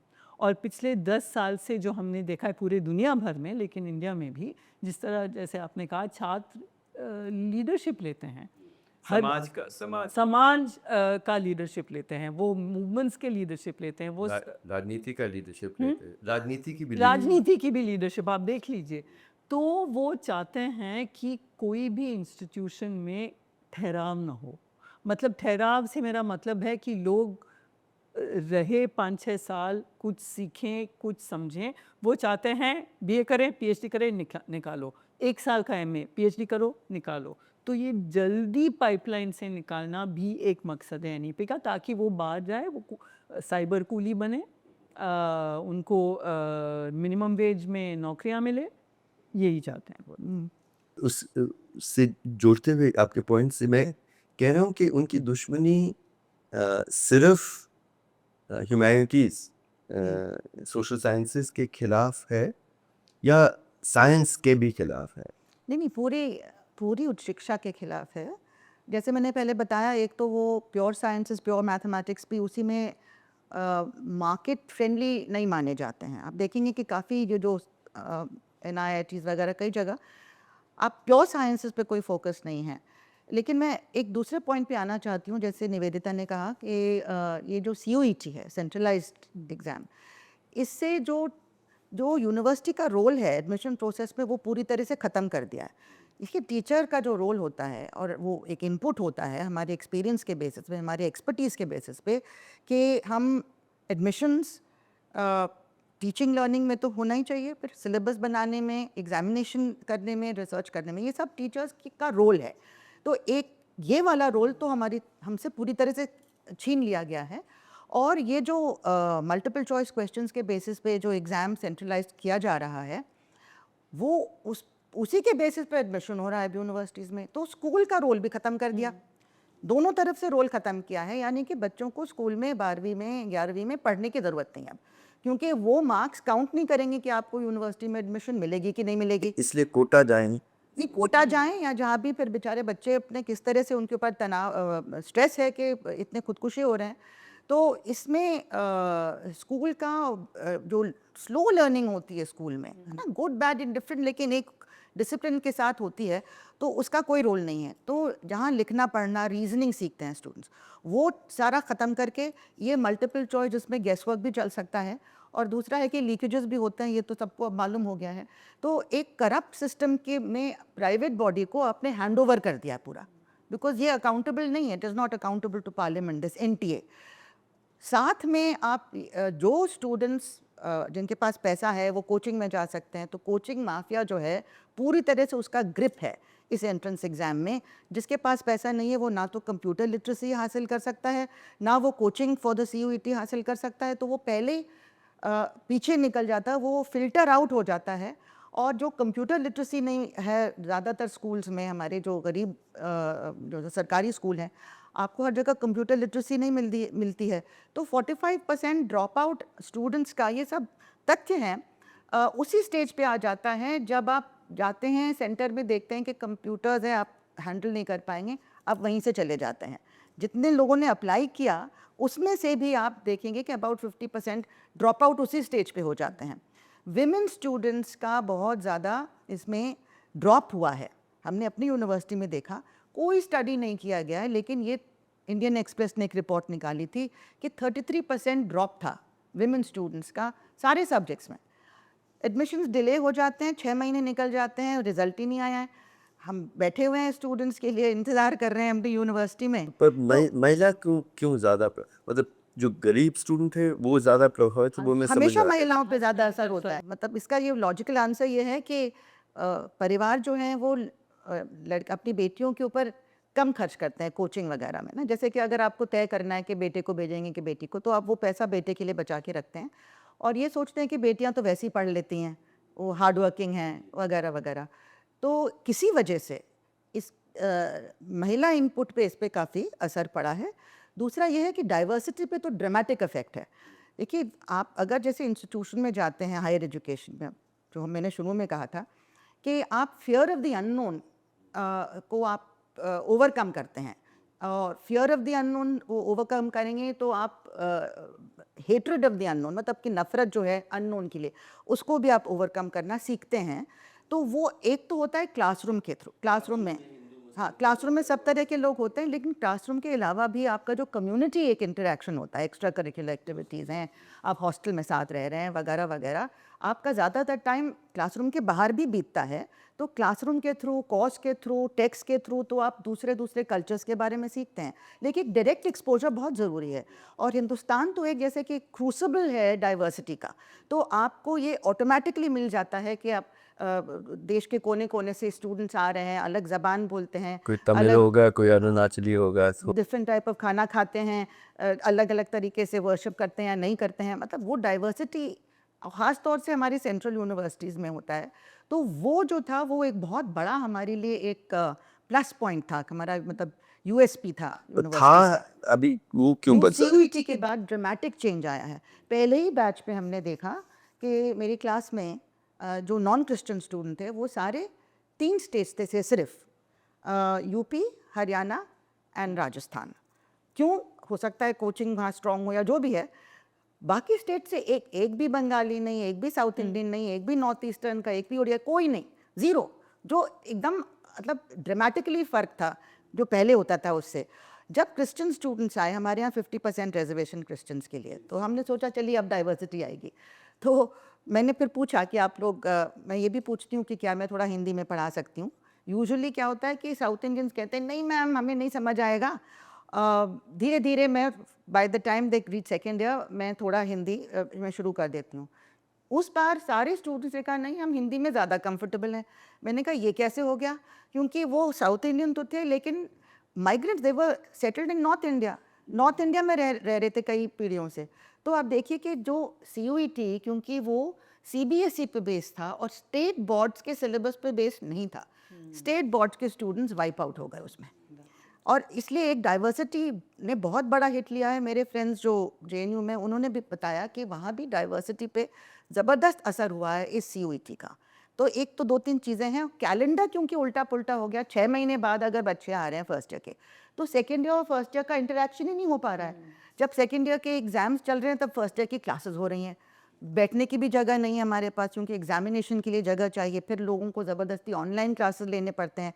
तो किसी न किसी तरीके से हमें एक ढकेला जा रहा है, एक तो स्टूडेंट्स एक दूसरे से उनकी मुलाकात ना हो, वो कम्युनिटी लाइफ ख़त्म हो जाए, जिससे बहुत कुछ स्टूडेंट सीखता है। तो एक एक करके जो सारे एकेडमिक जो लर्निंग प्रोसेसेस होते हैं उनको कई तरह से ख़त्म किया जा रहा है। तो ये तो सिर्फ CUET के बारे में था, फिर आप और सवाल नहीं, दूसरा मैं पूछ रहे एक थे। इसके साथ मैं एक बात जोड़ूंगी कि जो नंदिता कह रही है, जो मैंने भी कहा था कि कम्युनिटी ना बने यूनिवर्सिटियों में, तो ये जो NTA के लीक के बाद रिज़ल्ट निकालने में देरी, ये सब हम इनएफिशिएंसी मान सकते हैं, हम मान सकते हैं कि उनसे हुआ नहीं, ये इतना बड़ा लेकिन काम एक है। मकसद भी है उसके हाँ, पीछे। लेकिन मुझे अब आई थिंक हम सबको लगता है कि ये कोई मिस्टेक नहीं है, ये जानबूझ के इन्होंने किया ताकि स्टूडेंट्स एक दूसरे से ना मिले, कम्युनिटी ना हो, ये सब। अब कम्युनिटी नहीं बनाने के लिए एक और तरीका है इनका, और ये अब वो बहुत पुश कर रहे हैं। UGC ने कहा है कि 40% कोर्स अब अनिवार्य रूप से ऑनलाइन होने हाँ, चाहिए, बिल्कुल। अनिवार्य रूप से। तो इसका क्या मतलब है? नहीं, हाँ, और ऑनलाइन कोर्स का क्या, ऑनलाइन लेक्चर्स वगैरह का क्या मतलब है? वो कहते हैं कि हम लेक्चर दें, मतलब पता नहीं किन किन को लेक्चर देने के लिए इजाज़त होगी। ऐसा मुझे नहीं लगता है कि हम सब लेक्चर दे पाएंगे, लेकिन जो लेक्चर देते हैं वो रिकॉर्ड करके वहाँ होगा। और इसका क्या मतलब है? कोई सवाल जवाब नहीं, कोई इंटरेक्शन नहीं, स्टूडेंट्स करेंगे और किसी तरह से कुछ तरह का असेसमेंट होगा, हमें नहीं पता क्या असेसमेंट है। और इसका मतलब क्या है? 40% अनिवार्य क्यों कर रहे हैं? इसका एक दूसरा भी असर है कि फैकल्टी रिक्रूटमेंट कम कर सकते हैं। आपको इतने टीचर्स की ज़रूरत ही नहीं। उतनी ज़्यादा, जैसे अब सेल्फ चेकआउट होता है, हमने देखा है सेल्फ चेकआउट, एयरपोर्ट्स में देखा है सेल्फ चेकआउट, मतलब आप चेक इन सेल्फ, और शॉप्स में देखते हैं सेल्फ चेकआउट, पूरे ब्रिटेन, US वगैरह में अब सेल्फ चेकआउट है। मतलब कोई इंसान आपको नहीं मिलेंगे, आप जाएंगे, चीज़ें उठाएंगे, मशीन में चेकआउट करेंगे। उसी तरह का रूप शिक्षा भी लेगा कि आप सेल्फ चेकआउट करेंगे, आप ऑनलाइन पढ़ेंगे, कुछ लिखेंगे, कुछ होगा, पता नहीं कौन एग्जामिन करेगा, क्या होगा।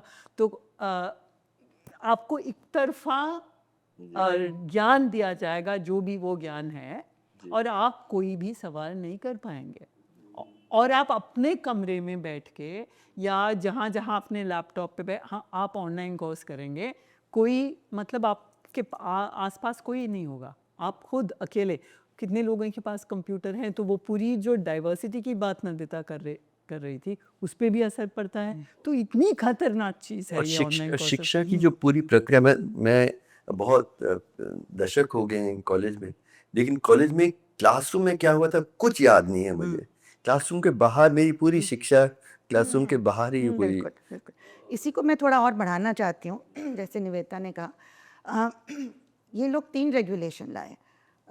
NEP के पहले ही आ गए थे वो, लेकिन वो NEP का हिस्सा माना जाता है।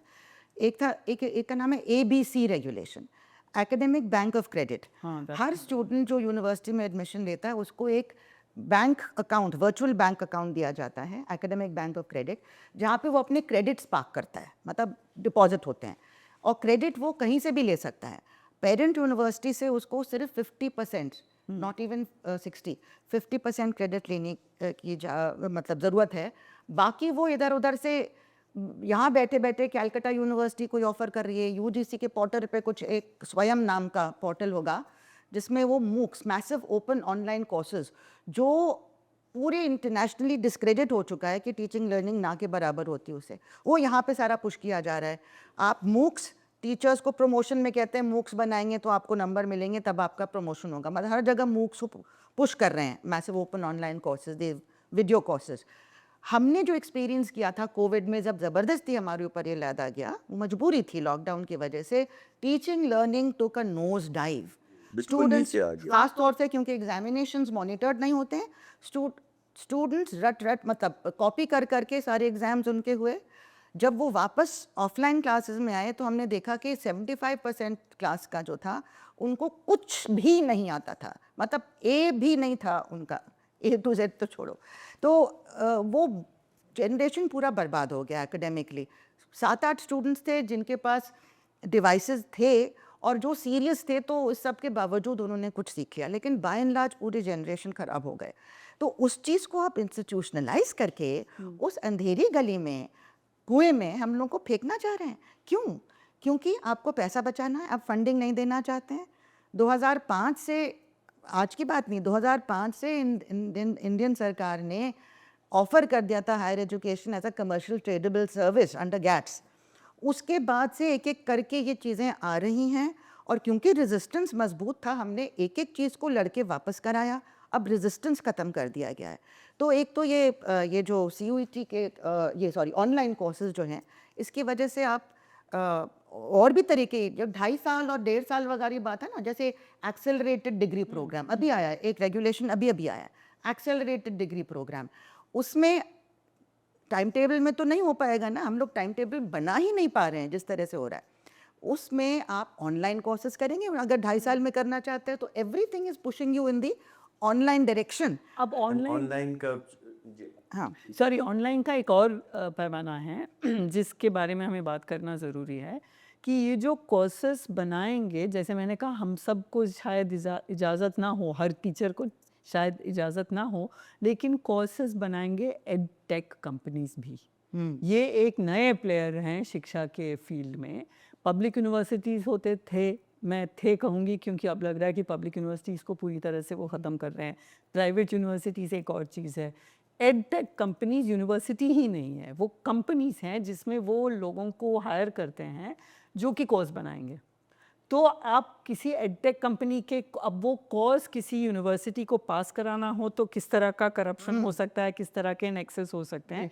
तो ये एडटेक कंपनी से एक नए प्लेयर हैं। ऑनलाइन कोर्सेज का ये एक भी पैमाना है।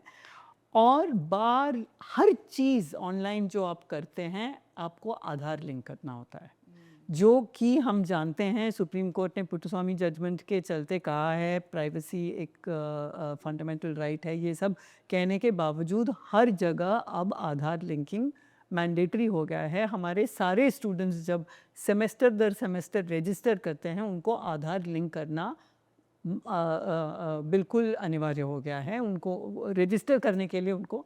तो इसको कहते हैं हम डेटा माइनिंग। ये डेटा कैपिटलिज्म का एक भाग है। जी। और ये एजुकेशन किस तरह से इस्तेमाल होगा आगे चल के, ये हाँ, और डेटा माइनिंग मतलब कंपनीज डेटा को एक तो सर्वेलेंस और प्रिवेसी की बात है, लेकिन डेटा माइनिंग का मतलब है कि इस डेटा से वो इनकम जनरेट करते हैं। आपके नंबर इधर उधर दे के, आपके डिटेल्स इधर उधर दे के, एडवर्टाइजिंग में आपको किस तरह advertising and cyber crime also, end of course cyber crime और उस तरह का। सो एक है सर्वेलेंस, लीकेज, क्राइम, और दूसरा है जस्ट सीधे डेटा माइनिंग, जिसकी हमारी डेटा से वो पैसे बनाते हैं बेच के।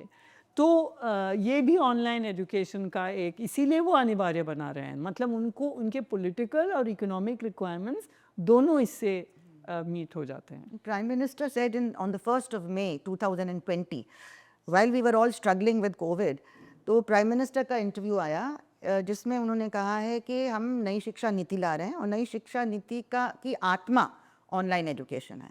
एक हफ्ते बाद ये सारे जो बिजनेस जर्नल्स हैं उसमें ये आया कि सोएन सुंदर पिचाई एट्सेट्रा एट्सेट्रा, ये लोग इतना करोड़ का इन्वेस्टमेंट कर रहे हैं एजुकेशन बिजनेस में। This is a huge source of profit. You see, this whole online thing, आप एकेडमिक बैंक ऑफ क्रेडिट चलाने के लिए हर स्टूडेंट को एक फीस देनी पड़ेगी, और वो फीस मतलब it just adding to the cost of education. Everything is adding to the cost of education, pushing out people who will not be able to afford it.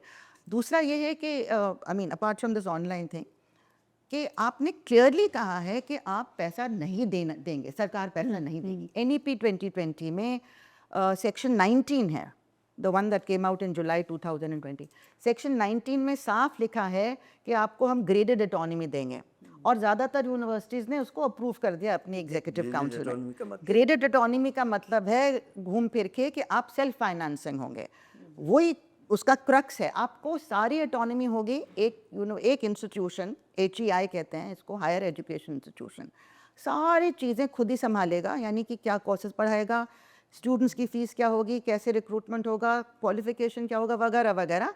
और साथ में आपको एज अ गिफ्ट दिया जा रहा है कि आप अपने रिसोर्सेज खुद जनरेट करेंगे, कितनी भी फीस करके। और सरकार से उम्मीद मत रखिए, लिखा है सरकार एक नया पैसा नहीं देगी। अगर आप कोई एडिशनल कोर्सेज शुरू करना चाहते हैं या कोई एडिशनल इंसेंटिव टीचर्स को देना चाहते हैं बेसिक सैलरी के अलावा, तो ये ब्लैक एंड वाइट में उधर लिखा हुआ है। और ये उसका सार है पूरा। तो उच्च शिक्षा का निजीकरण निजीकरण। मेरे ख्याल में बहुत साफ है। तो बहुत सारी चीज़ें बात करनी है, लेकिन मैं सोच रहा हूँ क्योंकि उच्च शिक्षा में जो निजी बहुत बड़े यूनिवर्सिटीज़ आ रहे हैं, और जब सबसे अच्छे यूनिवर्सिटीज़ की लिस्टिंग में उनका नाम आता है, मुझे चिंता होती है कि इसका ये मतलब है कि एक तरह का रिजर्वेशन अब हो गया है उच्च शिक्षा में उन लोगों का जो बहुत सारा पैसा कर सकते हैं, सिर्फ उनके लिए ये इंस्टीट्यूशंस हैं। तो इनका अनुभव क्या है? मतलब ये जो प्राइवेट यूनिवर्सिटीज़ जो बहुत बड़े कैंपसेस हैं, बहुत एक तरह से दुनिया भर से बहुत जाने माने प्रोफेसर्स को ला सकते हैं, उनकी भूमिका हिंदुस्तानी नौजवान के भविष्य में क्या आप देखते हैं?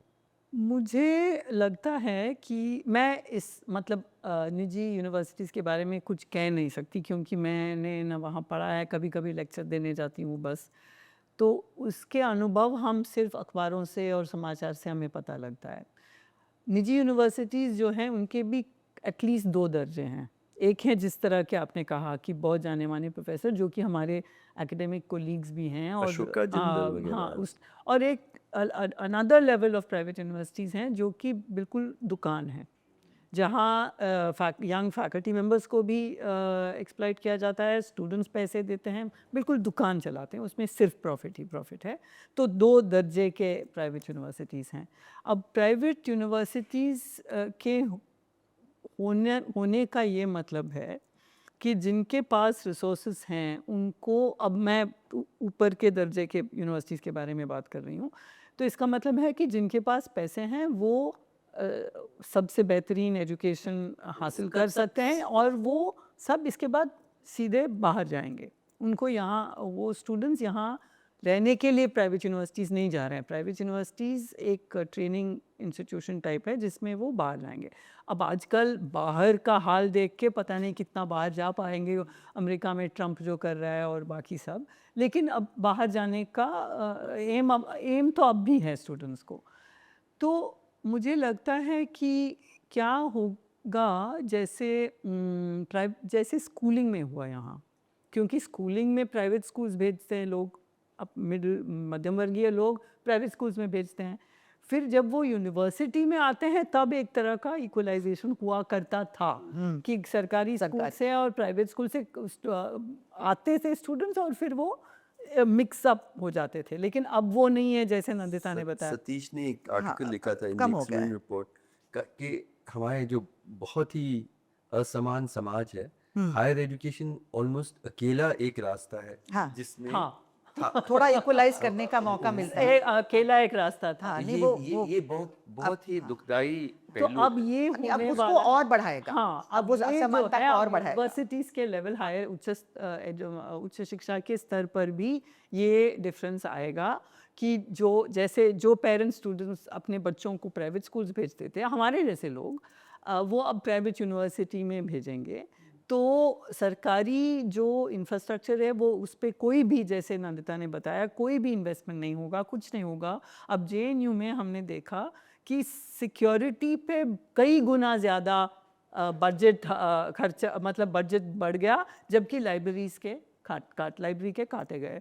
तो क्योंकि सिक्योरिटी की क्यों ज़रूरत है? क्योंकि हमारे सारे यूनिवर्सिटी एक तरह से ऑक्यूपाइड टेरिटरी टाइप के हो गए हैं। आप गेट से अंदर नहीं जा सकते, वहाँ सिक्योरिटी होंगे, हर जगह पे सिक्योरिटी होगा, हर जगह आइडेंटिटी कार्ड। किससे किससे डर डरें आप? हम पूछें, सत्ता से पूछें, आप किससे डरें? आप सिर्फ महज ये सोच फैसिज्म का एक बहुत बहुत ही, इम्पोर्टेंट But I wanted- प्रतीकात्मक तौर पे भी कि आप हर जगह यूनिफॉर्म एक डर का माहौल रहना चाहिए। बिग ब्रदर्स और जो सिक्योरिटी गार्ड जो हमारे थे, अब दिल्ली यूनिवर्सिटी में भी हाँ। ऐसा ही होगा, और हमारा भी अनुभव ऐसा था JNU में कि सिक्योरिटी गार्ड हमारे कुलीग थे, हम उनको जानते थे, उनके बच्चों के नाम जानते थे, वो हमें पहचानते थे, हम स्टूडेंट्स को पहचानते थे। किसी को किसी मदद की ज़रूरत पड़ती तो टीचर कलेक्शन करके देते थे। अब वो नहीं है। अब वो जो आते हैं, और ये भी एक नया तरीका है हाँ, सिक्योरिटी, contract ये से एक्स आर्मी के अच्छा। लोग हैं, और उनको ट्रेनिंग ये दिया जाता है कि आप ना मुस्कुराए, मिले जुले कोई रिश्ता ना कोई बने। रिश्ता ना Exactly. बनाए, मिले जुले ना। तो जब हम अंदर आते हैं गेट के, एक ज़माने में हेलो हाय होता था। हाँ। अब कितनी भी बार मैं अंदर जाऊं, मैं वहाँ की फैकल्टी हूँ, और ये है कि वो बदलते भी रहते हैं। हर बार मुझे बताना होता है, अगर मैं अपनी गाड़ी में ना आऊँ जिसमें स्टिकर है, अगर मैं टैक्सी में जाऊँ तो हर बार मैं एक अजनबी की तरह अपनी Exactly. यूनिवर्सिटी एंटर हाँ। करती हूँ। हर जगह हो तो गया ये भी एक और ये हैदराबाद यूनिवर्सिटी का भी हाल है, कॉलेजों का ये भी हाल है, हर जगह। ये किया जा रहा है जानबूझ के। एक और पॉइंट था निजीकरण को लेके, जो आप अभी कह रहे थे कि एक और इंस्टीट्यूशन नया है, HEFA, हायर एजुकेशन हाँ, मैं उसी पे आना चाह रही थी। ए क्या है? Agency. Agency. Agency authority, higher education financing authority. Authority. अब UGC को देखिए, उसमें ग्रांट शब्द है, हाँ, यानी कि यूनिवर्सिटीज़ को पैसे देते थे जो कि टैक्स से, और मध्यम वर्ग ही टैक्स नहीं देते। ये बार बार शायद कहना पड़ेगा कि टैक्स हर रिक्शा वाला देता है, हर ठेले वाला देता है। लोग ऐसे बात करते हैं जैसे मैंने टैक्स हाँ, दिया और indirect taxation मैंने is- खड़ा किया। हाँ, more than हाँ, ज़्यादा इनडायरेक्ट हाँ, टैक्स। ज़्यादा indirect। तो ये अब ग्रांट से बदल के HEFA जो है वो भी सरकारी इंस्टीट्यूशन नहीं है, अलग तरीके से सेटअप किया गया है। वो अब लोन देगा यूनिवर्सिटीज़ को, और JNU ने ऐसा लोन लिया है। अब लोन लेते हैं तो सूद होगा, और लोन लेते हैं तो लोन को वापस देना पड़ता है। कैसे वापस देंगे? जैसे Students की नंदिता ने फीस कहा, बढ़ा के। अपने रिसोर्सेज जनरेट और करके। एक और चीज़ आ रही है, प्रमोशन वाली बात बताएं भैया कि अभी रेगुलेशन आया है UGC का ड्राफ्ट रेगुलेशन, अपॉइंटमेंट प्रमोशन वगैरह को लेके, और उसमें जो हमेशा पे रिवीजन के साथ आता था, पे रिवीजन का तो कुछ भी नामो निशान नहीं है इस बार, बट ये रेगुलेशन आ गया है। उसमें crux of the whole matter, बहुत सारी चीज़ें हैं जो प्रॉब्लमेटिक है, वो मैं बाद में आऊँगी। वाइस चांसलर की अपॉइंटमेंट कैसे होगी, कौन होगा, ये सब। लेकिन क्रक्स ये है कि अगर आपको कोई भी प्रमोशन चाहिए, अपॉइंटमेंट में, प्रमोशन में, एक 9 एरियाज हैं जिनमें आपको 9 में से 4 में नोटेबल कंट्रीब्यूशन करना है। All of them are connected with generating funds for the university. आप स्टार्टअप कर रहे हैं कि नहीं, आप फंड्स जनरेट कर रहे हैं कि नहीं, आप कितनी लैब सेटअप कर रहे हैं, मतलब वगैरह वगैरह, प्लस इंडियन नॉलेज सिस्टम में आपने कितना कंट्रीब्यूशन किया है। That is the euphemism for Hindutva को कितना आपने आगे बढ़ाया, क्योंकि इसमें one religion to the exclusion of all other, and not just the religion, the most let us say the pseudo-scientific aspects of that religion, the most superstitious aspects of that religion, Of that culture, I of will that culture. Ji, All right, let's not call even it the culture, religion, but yes. they call it Hindutva. I mean, they call it Indian knowledge, to the exclusion of everything else. तो वो उसी चीज़ को बढ़ावा देने के लिए अगर आपने कंट्रीब्यूट किया कि नहीं किया, और तय कौन करेगा कि आपने कंट्रीब्यूट किया, हर इसमें रेगुलेशन में नहीं डाला है, वो गाइडलाइन में डाल दिया है कि इंस्टीट्यूशन तय कर लेगा, वो तय करेगा depending on how much money they want you to generate. तो अगर आपने इतना कंट्रीब्यूट किया है तो आपको प्रमोशन मिलेगी, नहीं तो नहीं मिलेगी, आपको अपॉइंटमेंट मिलेगी, नहीं तो नहीं मिलेगी। और सिलेक्शन कमेटी तय करेगी, इसको क्वांटिफाई किया जाएगा। UGC चेयरपर्सन ने कहा कि ये क्वांटिफाई होना चाहिए, होगा। तो it is very dangerous. Selection committees will say he has contributed, she has not contributed. So there will be complete arbitrariness in this whole thing. This is really the heart and soul of this draft regulation, तो ये which has just come. Promotion का तो है ही, हाँ। Selection of teachers में, professors, lecturers में क्या बदलाव आया है इन 10 सालों में, उसके क्या परिणाम? बहुत बदलाव आए हैं। एक वो दिल्ली यूनिवर्सिटी का अपना अनुभव है, लेकिन हमारी यूनिवर्सिटी में भी सिलेक्शन कमेटी में जैसे सेंटर का चेयरपर्सन बैठता था, वो कई सिलेक्शन कमेटीज़ में सेंटर का चेयरपर्सन नहीं है, सेंटर का कोई नहीं है। इसका क्या मतलब है कि जिसका स्पेशलाइजेशन है, जिस सेंटर में रिक्रूट होना है, उस सेंटर का कोई नहीं बैठा है वहाँ। दूसरी बात ये कि सिलेक्शन कमेटी के लिए पैनल बनाए जाते थे, उसका एक पूरा तरीका था जिसमें कि सेंटर नाम बेचते थे, और फिर वो मतलब सेंटर की हर फैकल्टी मेंबर 5-5 नाम, वो तो लंबे पहले ही एकेडमिक काउंसिल मीटिंग में जो प्रोफेसर जगदेश कुमार जो VC बन के आए, पहले ही एकेडमिक काउंसिल मीटिंग में उन्होंने कहा, उन्होंने पास भी किया, मतलब कहा और पास भी किया कि VC नाम डाल सकता है, तो VC को ट्रस्ट करना चाहिए, VC नाम डालेंगे। तो सिलेक्शन कमेटी में अजीबोगरीब यूनिवर्सिटियों से लोग आते हैं जिनका किसी ने नाम ही नहीं सुना है। नहीं सुना होगा, और वही लोग आते हैं तरह तरह के सेंटर में। और एक अच्छा सा फ्रेज निकल के आया है मतलब उनको उस डिसिप्लिन, मतलब वो जो विषय है उससे उनका नहीं, संबंध जरूरी नहीं है, हो सकता है हो सकता है, लेकिन कोई जाने माने नाम नहीं है। हाँ, और हो सकता है हो सकता है ना हो, हमें पता भी नहीं चलता है सिलेक्शन कमेटी में कौन बैठता है, कैसे सिलेक्शन होते हैं। लेकिन कोइंसिडेंस से जो नए रिक्रूट हैं, जिनको रेजीम रिक्रूट का नाम दिया गया है, उनमें और फेयर तरीके से सिलेक्ट किए हुए फैकल्टी में मतलब बहुत साफ नज़र, मतलब जो फ़र्क है उनमें वो बहुत साफ निकल के आता है, क्योंकि वो आते ही वो इस तरह के काम शुरू करते हैं। ICSSR से ग्रांट लेके आते हैं, उनको बड़े बड़े ग्रांट मिलते हैं, चीज़ें उनका अपना सो कॉल्ड रिसर्च चलाने के लिए वो इमीडिएटली वो बन जाते हैं, मतलब आते ही रिक्रूट होते ही उनको डीन तो नहीं, बहुत सीनियर है, लेकिन हॉस्टल वार्डन ये सब उनको ये चीज़ें कमेटी बना जाता, हर कमेटी में यही लोग हैं। तो 50% लोग जब रेजीम रिक्रूट हैं तो जाहिर है कि बहुत ही जल्दी आपने जो नाज़ी जर्मनी की बात की कि वो इंस्टीट्यूशन स्रोत बनेंगे इस तरह, वही इंस्टीट्यूशन बन जाते हैं। वही बन जाते हैं। और फिर मतलब वो एट द मोमेंट वो रिसीविंग एंड पे हैं हमारे इंस्टीट्यूशंस, हायर एजुकेशन इंस्टीट्यूशंस, वो स्रोत बन जाएंगे, they will become the sources of Hindutva and new liberal capitalism. वो and नाजी जर्मनी में वो हुआ था, they were the centers of promoting Nazi ideology. in Delhi University, I mean, some things are common. The changes had started earlier, but it became formalized. ये formalize हो गया था 2018 में जब नया रेगुलेशन आया। 2016 में पे रिविजन हुआ था, फिर उसके बाद रेगुलेशंस आते हैं। तो नए रेगुलेशन में इन्होंने एक बहुत बड़ा चेंज किया, सिलेक्शन कमेटी को 100% वेटेज दे दिया। उसके पहले आपका जो पेपर क्वालिफिकेशन है, आपका टीचिंग एक्सपीरियंस वगैरह वगैरह, वो सब चीज़ें भी देखी जाती थी। 80% बाकी चीज़ें थी और 20% इंटरव्यू को दिया जाता था। अब 100% इंटरव्यू को कर दिया 2018 में। तब से ही हमें पता चल गया कि इनकी नीयत क्या है। 100%, हाँ। तो आपको कोई किसी को जवाब देने की ज़रूरत नहीं है कि मुझे वो उसकी शक्ल पसंद आई, इसकी पसंद नहीं है, मैंने इसको ले लिया। स्क्रीनिंग होती है, लेकिन स्क्रीनिंग का जो पॉइंट्स बनाए जाते हैं, जिसके बेसिस पे आपको इंटरव्यू पे बुलाया जाता है, वो फिर काउंट नहीं करता है इंटरव्यू में।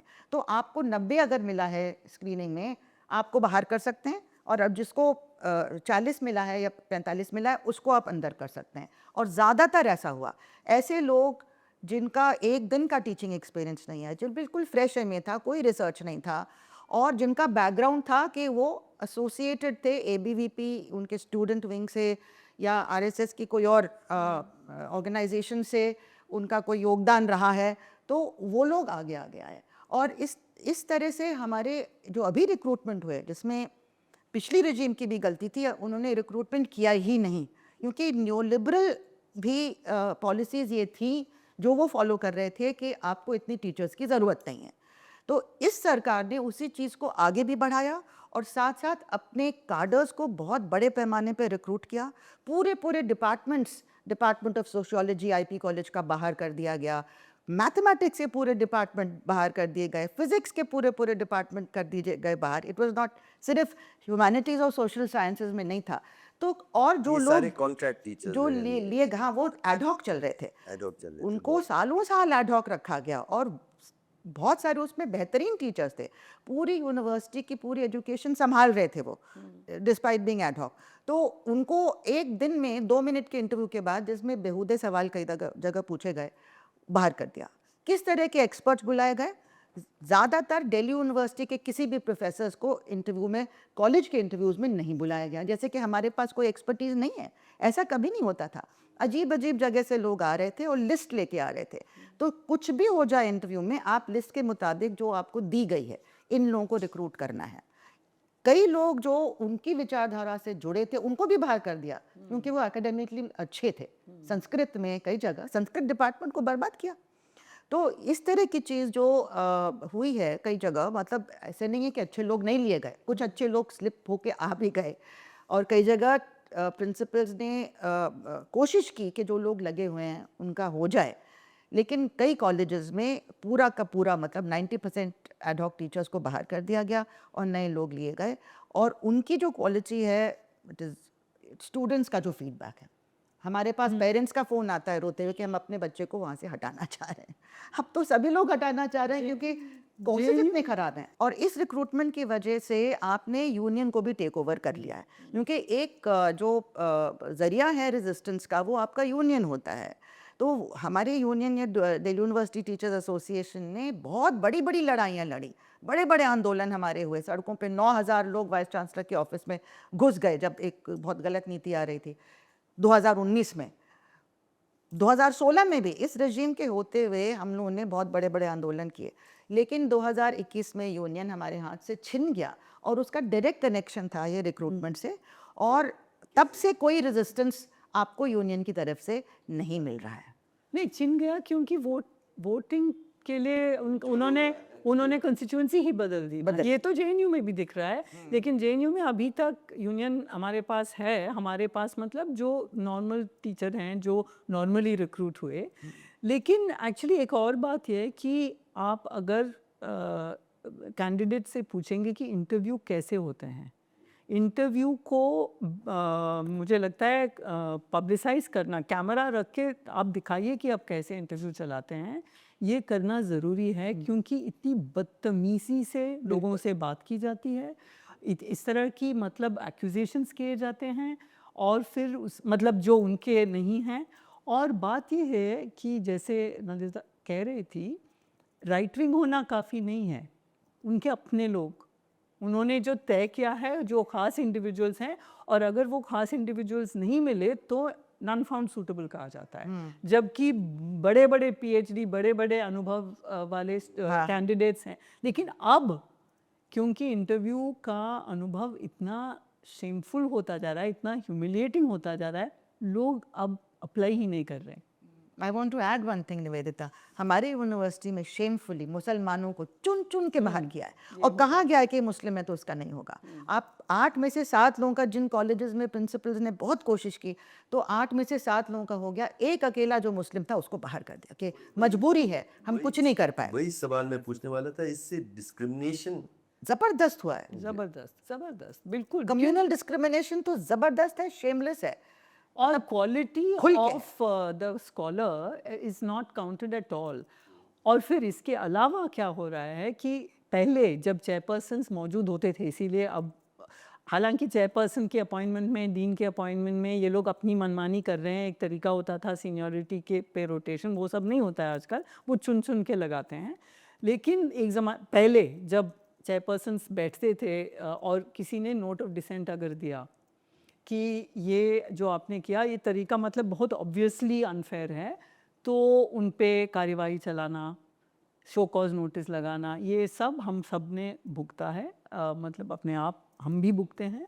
तो इस तरह की डिसिप्लिनरी एक्शन लेना जब हम अपना ड्यूटी कर रहे हैं, ये भी एक तरीका है लोगों को पनिश करने की, दबाने की। हाँ, तो क्लासरूम के अंदर या ऑनलाइन वो पढ़ क्या रहे हैं, हाँ। उसमें भी क्या कुछ फर्क आया है? बिल्कुल, ये जिस साल इन्होंने सीयूईटी शुरू किया, उसी साल इन्होंने बहुत बड़े चेंजेस हमारे कोर्स स्ट्रक्चर में किए, और ये भी बताया कि ऊपर से आया है तो हम मजबूर हैं करने के लिए। उसमें मोटा मोटा ये हो रहा है कि आपका जो एकेडमिक मेन सब्जेक्ट का जो कंटेंट था, पूरे का 80% कम से कम वो मेन सब्जेक्ट होता था, बाकी आप सब्सिडरी सब्जेक्ट्स वगैरह होते थे। अब 80% से इन्होंने घटा के इसको 50% कर दिया है, और वो पेपर्स जिनका कोर्स कंटेंट फिर भी मोरलेस जो पहले जैसा है, उसकी टीचिंग टाइम इन्होंने 40% घटाई है। जो कोर्स हम 5 पीरियड में पढ़ाते थे, वो 3 पीरियड में हमको पढ़ाना पड़ रहा है। कोई नहीं पढ़ा पा रहा है, ना आपके प्रैक्टिकल्स हो पा रहे हैं, ना आपका थियोरी हो पा रहा है, बच्चे समझ नहीं रहे हैं कुछ, और सारा टाइम बाकी समय क्या करते हैं वो, उनको ज़बरदस्ती वैल्यू एडेड कोर्सेज और स्किल डेवलपमेंट कोर्सेज कराए जाते हैं, जो कहीं और से बन के आ रहे हैं, हम लोग नहीं बना रहे हैं, मतलब मैथमेटिक्स वाले नहीं बना रहे। उसमें ऐसा आ रहा है, आपका पर्सनालिटी डेवलपमेंट का कोर्स है, आपका हैप्पीनेस कोर्स है, आपका योगा है, आपका वैदिक मैथमेटिक्स है, हम लोगों को ज़बरदस्ती पढ़ाने पड़ रहे हैं ये, क्योंकि ये ऊपर से आया है और ये थोपा जा रहा है हमारे ऊपर। मैं केमिस्ट्री नहीं पढ़ा रही हूँ, मैं योगा पढ़ा रही हूँ, मतलब ये इस तरह का मजाक चल रहा है, क्योंकि मुझे अपनी जॉब रिटेन करनी है, नहीं तो जॉब चली जाएंगी। हैप्पीनेस कैसे पढ़ाते हैं आप? हैप्पीनेस देखिए बहुत मुश्किल है पढ़ाना, क्योंकि आप अनहैप्पी हैं, स्टूडेंट्स अनहैप्पी हैं, और हम एक दूसरे को हैप्पीनेस अगर पढ़ा रहे हैं तो ये तो बहुत फार्सिकल है। स्टूडेंट्स इससे सबसे ज़्यादा परेशान है। वो छोड़ के यूनिवर्सिटी को दूसरी जगह जाना चाहते हैं, जहाँ सिलेबस अभी फिर भी ठीक है। हर साल हम देख रहे हैं कि स्टूडेंट्स छोड़ के, मेरा एक बहुत अच्छा स्टूडेंट है हिंदू कॉलेज में, मैं उसको एडवाइस करती हूँ, तो वो छोड़ के जाना चाहता है आईएसआई में, जहाँ पे अभी भी स्टूडेंट्स टीचर्स को फ्रीडम है। माने इंडियन स्टैटिस्टिकल इंडियन स्टैटिस्टिकल ये भी कहना जरूरी है। ये स्पष्ट करना जरूरी है। ऐसा या तो इस तरह से, तो ये आप स्टूडेंट्स के साथ के समय के साथ आप एक मजाक कर रहे हैं, भद्दा मजाक, जिसमें ये अनप्रोडक्टिव कोर्स, जिसमें कोई कुछ सीख नहीं रहा है, लेकिन बहुत एग्जॉस्टिंग होते हैं, थक जाते हैं स्टूडेंट्स। 5 बजे तक उनका टाइम टेबल होता है, हम एक्स्ट्रा क्लास लेके वो पूरा करने की कोशिश करें भी तो उनके टाइम टेबल में समय ही नहीं है कि हम एक्स्ट्रा क्लास ले पाएँ उनके लिए। तो ये पूरा मतलब जो एकेडमिक एक कहते हैं कि डाउनस्लाइड हुआ है, डाउनस्लाइड नहीं, बिल्कुल ही बर्बादी हो रही है। इसी वजह से मैं कह रही थी कि अब वो स्कॉलरशिप लेवल भी आप नहीं अटेन कर सकते हैं। साथ साथ अभी जो नया रेगुलेशन आया है उसमें कई ऐसी चीज़ें आई हैं। एक एडमिशन तो मैंने आपको समझाया कि कैसे वो, उससे बहुत नुकसान हुआ है। साल में 2 बार एडमिशन होंगे, अभी अभी आया ये। आप स्टूडेंट 2-2 डिग्री एक साथ कर सकता है, मतलब एक तो हो नहीं रही है ठीक से। आप बस डिग्री दे रहे हैं लोगों को, पढ़ाने लिखाने का टाइम नहीं है, आप डिग्री बांट रहे हैं सिर्फ। आप अगर बीए के बाद सीधे आप पीएचडी में जा सकते हैं, मतलब ये बिल्कुल ही मजाक हो गया है। किसी को समझ ही नहीं आ रहा है कि स्कूल के बाद ही आप पीएचडी की डिग्री पकड़ा दो। क्यों ये सारा आप मतलब एक फार्स करना चाहते हैं कि आप कॉलेज जा रहे हैं, कुछ पढ़ रहे हैं, तो ये क्यों ये एकेडमिक बर्बादी चाहते हैं? और कंटेंट सोशल साइंसेज में भी बहुत बदला है, मतलब मुगल काल तो हुआ ही नहीं ना। ये सब हटा रहे हैं सेक्शंस, दैट्स ट्रू। नहीं, मैं इसमें एक और ख़तरनाक ट्रेंड के बारे में बात करना चाह रही हूँ। जब नंदिता ये कह रही थी वैल्यू एडेड और स्किल डेवलपमेंट में, जैसे कुछ यूनिवर्सिटियों में एनसीसी भी एक कोर्स मतलब उस बास्केट ऑफ कोर्सेज में डाल रहा है, और एनसीसी में ये उसके कोर्स में ये बताया जा रहा है कि स्टूडेंट्स को आर्म्स ट्रेनिंग दी जाएगी।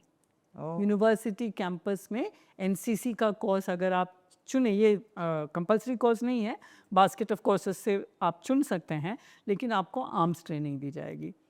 इसके साथ साथ हम देखते हैं कि it's is become not common, लेकिन होता है ये कि कोई कॉलेज एक बहुत बड़ा सेमिनार करता है, कोई बहुत ही सेंट्रल, जैसे यूनिवर्सिटी के बाहर इंडिया इंटरनेशनल सेंटर हो या ऐसी कोई जगह, कॉलेज का नाम होगा, उसमें आप देखते हैं कि टॉपिक जो भी हो, एक स्पीकर मिलिट्री यूनिफॉर्म में उनका नाम और उनका पिक्चर है।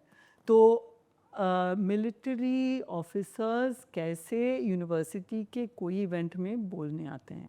फिर आपको याद होगा बार बार ये कि टैंक जो हैं वो कैंपस में लगाए, अभी तक नहीं लगा है मेरे ख्याल से, मेरी जानकारी में नहीं लगा है अब तक। आपके जेएनयू में लगाना तो चाहते थे, लगाना चाहते थे, और वॉल ऑफ पेट्रियट्स करके जो हमारे शहीद हुए हमारे सोल्जर, तो ये जो मिलिटराइजेशन ऑफ द यूनिवर्सिटी और देशभक्ति को मिलिटरिज्म के साथ जोड़ना, देशभक्ति इसमें नहीं है कि हर आंख से हर आंसू पोंछे, नहीं, जैसे गांधी जी ने कहा था, मिलिटरिज्म में है कितने लोगों को शहीद कराएंगे आप, उकसा के। आप खुद नहीं जाएंगे बॉर्डर, आप खुद नहीं जाएंगे, आप अपने टेलीविज़न स्टूडियो में बैठ के उकसाएंगे कि जाके मरो हमारे लिए। तो ये militarisation of the educational space is very troubling. और जर्मनी में इन्होंने इसको सीखा। और जब मैं वहाँ था, one of the important things that they did was कि सोल्जर को जो अलग से वो मतलब प्रवेश देते या एयरलाइंस पे या झंडा उस वजह से फहराना, उस सब पे रोक था, क्योंकि वो मानते थे कि मिलिटराइजेशन से सचमुच देशभक्ति नहीं पैदा होती। तो बहुत लंबी बातचीत, जो जो तस्वीर सामने आ रही है बहुत, और जो हमारे दर्शक भी देखेंगे कि उच्च शिक्षा एक जगह थी जिसमें उम्मीद बहुत थी, व्यक्तिगत तौर पे लोगों को आगे बढ़ना, लेकिन देश का भी बदलाव एक अच्छी दिशा में उच्च शिक्षा के फैलाव से होगा, ऐसे हम सब का एक यकीन था। नेहरू जी के वक्त में इसलिए उन्होंने उच्च शिक्षा पे ज़्यादा जोर भी दिया। इसके पीछे मेरे ख्याल में एक केंद्रीय सोच ये है कि शिक्षा का मकसद एक बेहतर इंसान और बेहतर नागरिक को बनाना भी है। या मैं तो केंद्र में रखना चाहता हूँ। मैं सिर्फ 3 साल अपनी ज़िंदगी में एक फुल टाइम प्रोफेसर था, वो था मसूरी में आईएएस एकेडमी में। और वहाँ पे मैं शुरू में ही सोचने लगा कि मैं मेरे क्लासरूम में और क्लासरूम के बाहर रहने में क्या क्या मैं देखना चाहता हूँ कि ऐसे पब्लिक सर्वेंट निकलें जिनमें नैतिक साहस हो, सच्चाई हो, अ, करुणा हो उनके दिल में। ये मैं चाहता था और मेरी पूरी कोशिश उसमें रही। तो आप दोनों ने उम्र भर आप शिक्षक रहे हैं, तो आपके मन में भी उस उसके जो आपके नौजवान बाहर निकलते हैं, आप क्या उनमें देखना चाहते थे और उस दिशा में क्या दिक्कतें आ जा रही हैं? मतलब प्रेजुडिस, नफरत, ये जो दौर चल रहा है, उसका किसी तरह से उच्च शिक्षा उस पे बाधा बन रही है या उसकी सहायक बन रही है आज के इस दौर में? Just a general sort of thought about. नहीं, मुझे नहीं लगता है कि ये जो राजनीति है वो ग्रास रूट्स लेवल की राजनीति है। मुझे नहीं लगता है ये जो नफ़रत और ये सब जो हम देख रहे हैं वो स्पॉन्टेनियस लेवल ग्रास रूट से उभर के आ रहा है। मैं क्या देख रही हूँ और हम सब क्या देख रहे हैं कि संगठन हैं, संघ परिवार, तथाकथित संघ परिवार के संगठन अलग-अलग जगहों पे है। उनको बढ़ावा हर पार्क में मिलता है, हर रोज़ सुबह वो करते हैं सपोज़िटली योगा के क्लास, लेकिन कुछ और विशाखा चल रही है बेसिकली। तो मैं जो देख रही हूँ, आम साधारण लोग इस तरह की राजनीति में नहीं फँस रहे हैं। अब आपने यूनिवर्सिटी के अंदर यूनिवर्सिटी के अंदर भी नहीं, अब हमारे यहाँ दो लेफ्ट ग्रुप्स में स्टूडेंट्स यूनियन में के इलेक्शन में दो लेफ्ट ग्रुप्स में क्योंकि वो डिवीज़न हो गया, इसके बावजूद 3 सेंट्रल पोस्ट लेफ्ट ग्रुप्स को ही मिले। तो और ये इसमें कोई मतलब इसमें किसी का हाथ नहीं है, कितना कर सकता है कोई? ये इसीलिए है कि नेचुरली स्टूडेंट्स जस्टिस चाहते हैं, यंग जवान लोग जो हैं जस्टिस, और वो देख सकते हैं क्या हो रहा है देश में और किस तरह क्या फ्यूचर है उनका, वो देख रहे हैं कितना भयानक है वो फ्यूचर उनके सामने। तो मुझे नहीं लगता है कि प्रेजुडिस और हेट जो है वो आम लोगों में है। हम देखेंगे हर इंसिडेंट के पीछे कोई संगठन का होगा, या कोई लिंक होगा, वो खुद जाके, जैसे हमने देखा कि किसी ऐसे ही संघी संस्था के लोग जाके कुछ भड़कने वाली लोगों को भड़काने वाली चीज़, पाकिस्तानी फ्लैग उन्होंने लगाया, पाकिस्तान का झंडा का कोई इमेज लगाया, पुलिस ने पकड़ा, निकला कि वो हैं किसी हिंदुत्व संगठन के। तो क्योंकि इस राजनीति ने, इस सत्ता ने, इस रेजिम ने हर संस्था पे पूरी तरह से कब्जा किया है। इलेक्शन कमीशन का हमने देखा किस तरह बदलाव लाके उन्होंने पूरी तरह से इलेक्शन कमीशन को कंट्रोल किया। इलेक्शन कमीशन से कोई भी अगर जवाबदेही मांगे या कोई तो हर चीज़ के लिए कोर्ट जाना पड़ता है। नॉर्मल चीज़ वीवीपैट का वो हो, वीवीपैट का कंपैरिजन हो, वो उसके लिए भी कोर्ट जाना पड़ता है और कोर्ट भी कहता है कि नहीं। तो हर जगह कोर्ट हो, ईसी हो, ईडी हो, सीबीआई हो, इन सारी संस्थाओं को एक लपेट में लाके वो चला रहे हैं ये देश, और वो चला रहे हैं हर 5 साल इलेक्शन जीत के। लेकिन आम लोगों को पता भी है और वो आश्चर्यचकित भी हो जाते हैं कि अच्छा मेरे गांव में ये जीता कैसे, मेरे वोट का क्या हुआ। लोगों के दिमाग में ये सब है। तो मुझे नहीं लगता कि, और आपने देखा होगा सोशल मीडिया में होली के दौरान जब उत्तर प्रदेश के मुख्यमंत्री ने कहा कि मुसलमानों को एक दिन नमाज करने की ज़रूरत है, एक ही दिन है, एक दिन नमाज ना करें क्योंकि होली हमारे लिए बहुत बड़ी बात है। कितने सारे रील निकले हिंदू नाम रख के भी, मतलब हिंदुओं के अकाउंट से भी छोटे छोटे अच्छे अच्छे से स्किट जहाँ बहुत सिंप्लिसिटी से दिखाया जा रहा है कि अरे आप अपना होली भी कीजिए, हम अपना नमाज भी करेंगे। तो साधारण लोग नहीं चाहते, बहुत हो गया उनको ये हिंदू मुस्लिम सुन के वो ऊब गए। तो मुझे अब भी उम्मीद यही है कि हम किसी न किसी तरह हम हमारे जनतंत्र को वापस ले पाएंगे। जगह जगह लोग अपना जो कर सकते हैं कर रहे हैं। कितना दबा के रखेंगे? तो मुझे दबाव से जो चलाते हैं ना सरकार, उनकी वो टूट जाता है दबाव। और यूनिवर्सिटी भी पूरी तरह से टूटा नहीं है, नहीं, ये आपको हाँ, लगता है? यूनिवर्सिटी में भी हम देखते हैं कि जैसे मैंने कहा इलेक्शन में सब इतना सत्ता और इतना कंट्रोल होने के बावजूद एबीवीपी को एक पोस्ट मिला, यहाँ काउंसिलर्स में कुछ पोस्ट मिले, इसके चलते वो ऐसा मतलब विक्ट्री प्रोसेशंस ऐसे विजय प्रोसेशंस बना रहे हैं कि ठीक है इतना ही मिला है फिर भी। और रेजिस्टेंस इस तरह का है कि लोग सवाल पूछते रहते हैं, सवाल बंद नहीं होते। आप जितने भी झंडे जलाएं, आप जितने भी हमें पनिश करें, हर स्टूडेंट पे ऐसे ऐसे फाइन्स, एक्चुअली ये भी एक नया तरीका है यूनिवर्सिटियों में, विश्वविद्यालयों में स्टूडेंट्स पे ऐसे प्यूनेटिव फाइन्स लगाए जाते हैं कि और किस लिए, कभी उन्होंने कुछ धरना की या हॉस्टल में पानी मांगा, जो भी हो, सिंपल सी चीज़ें जिसके लिए धरना नहीं करने की ज़रूरत होनी चाहिए, ऐसे ऐसे फीस 10,000 20,000 मतलब इस तरह के फाइन्स लगाए जाते हैं जिससे कि वो कह रहे हैं वो प्यूनिटिव है, चुप रहो वरना हम ये करेंगे, लेकिन फिर भी रेजिस्ट कर रहे हैं। तो रेजिस्टेंस मुझे लगता है हर स्तर पे है।